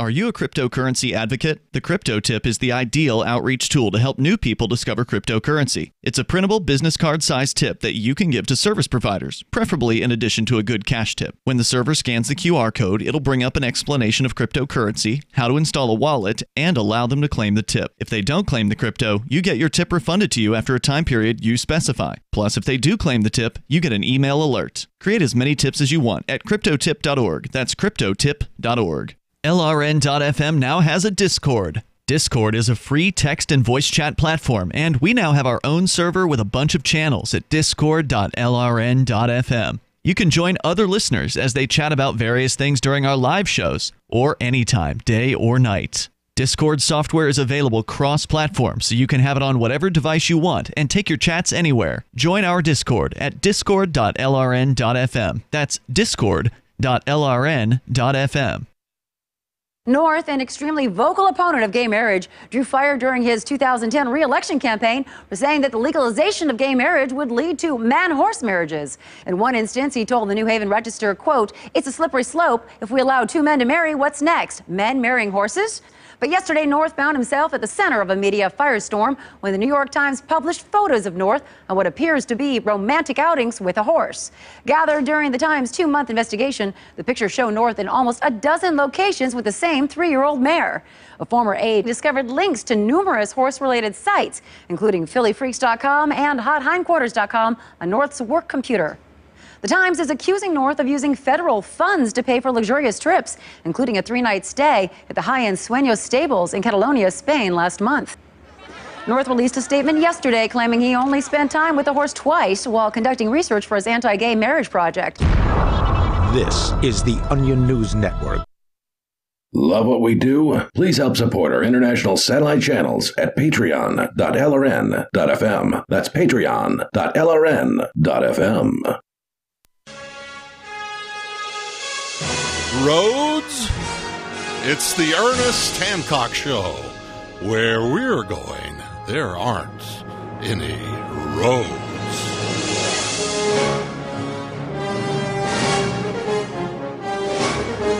We don't need no stinking row ads. You know, one thing Davi and I were, writing our pirate letters and so on, we're going over and we're thinking, about transportation and roads and the King's Road. Who will build the roads? Well, of course, the Constitution, they had the roads or the postal roads. We got to have post. I got to have roads. Who build the roads? Well, we're going to build them whether you like it or not, and you're going to pay for it. So I'm going, okay, to what? The roads, it's like Eisenhower. He built the interstate system because when he was a general going into Europe and the Autobahn in Germany, hey, this is a really good road that they built for me to be able to come and invade them. And I'm going, what? So they did that. The interstate system is a Department of Defense project. That was in the national interest. We got to build a wall or a road or whatever. So they built the roads, the road system, and I'm going, it used to be you couldn't get there from here. You want to invade us? Well, you got to go through, the amber waves of guns.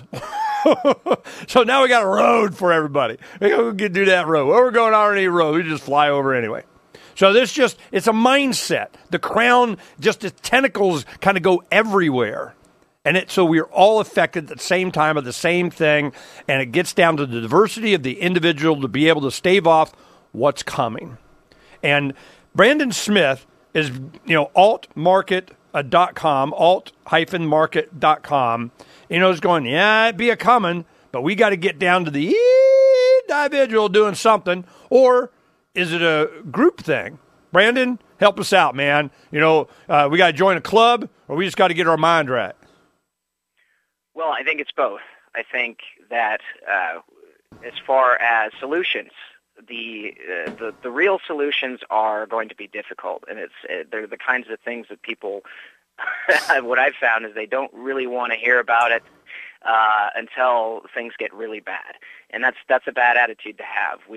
Most of the solutions that are going to work are things that we have to do right now before a disaster happens. We have to get them going now.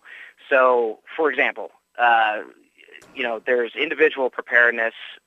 There's that's important, but also as far as long-term solutions, we got to start producing our own goods and services, our own necessities. We need to start building, trade networks in communities that are isolated and not dependent on the grid. Okay, so that means communities. We need to start building communities, and we need to start becoming producers again. A lot of our economy now is completely service-based and consumer-based. We've sort of lost track of our roots, especially in America. We've lost track of our producer roots and production roots, and we need to get back to that. And really, it starts with the individual first. So each individual has to become a producer themselves. They have to start working with other producers who are of like mind and building networks that are redundant and protected from the current system. If that system crashes, then we have this already pre-existing set of communities that are already producing and are safe from that crash.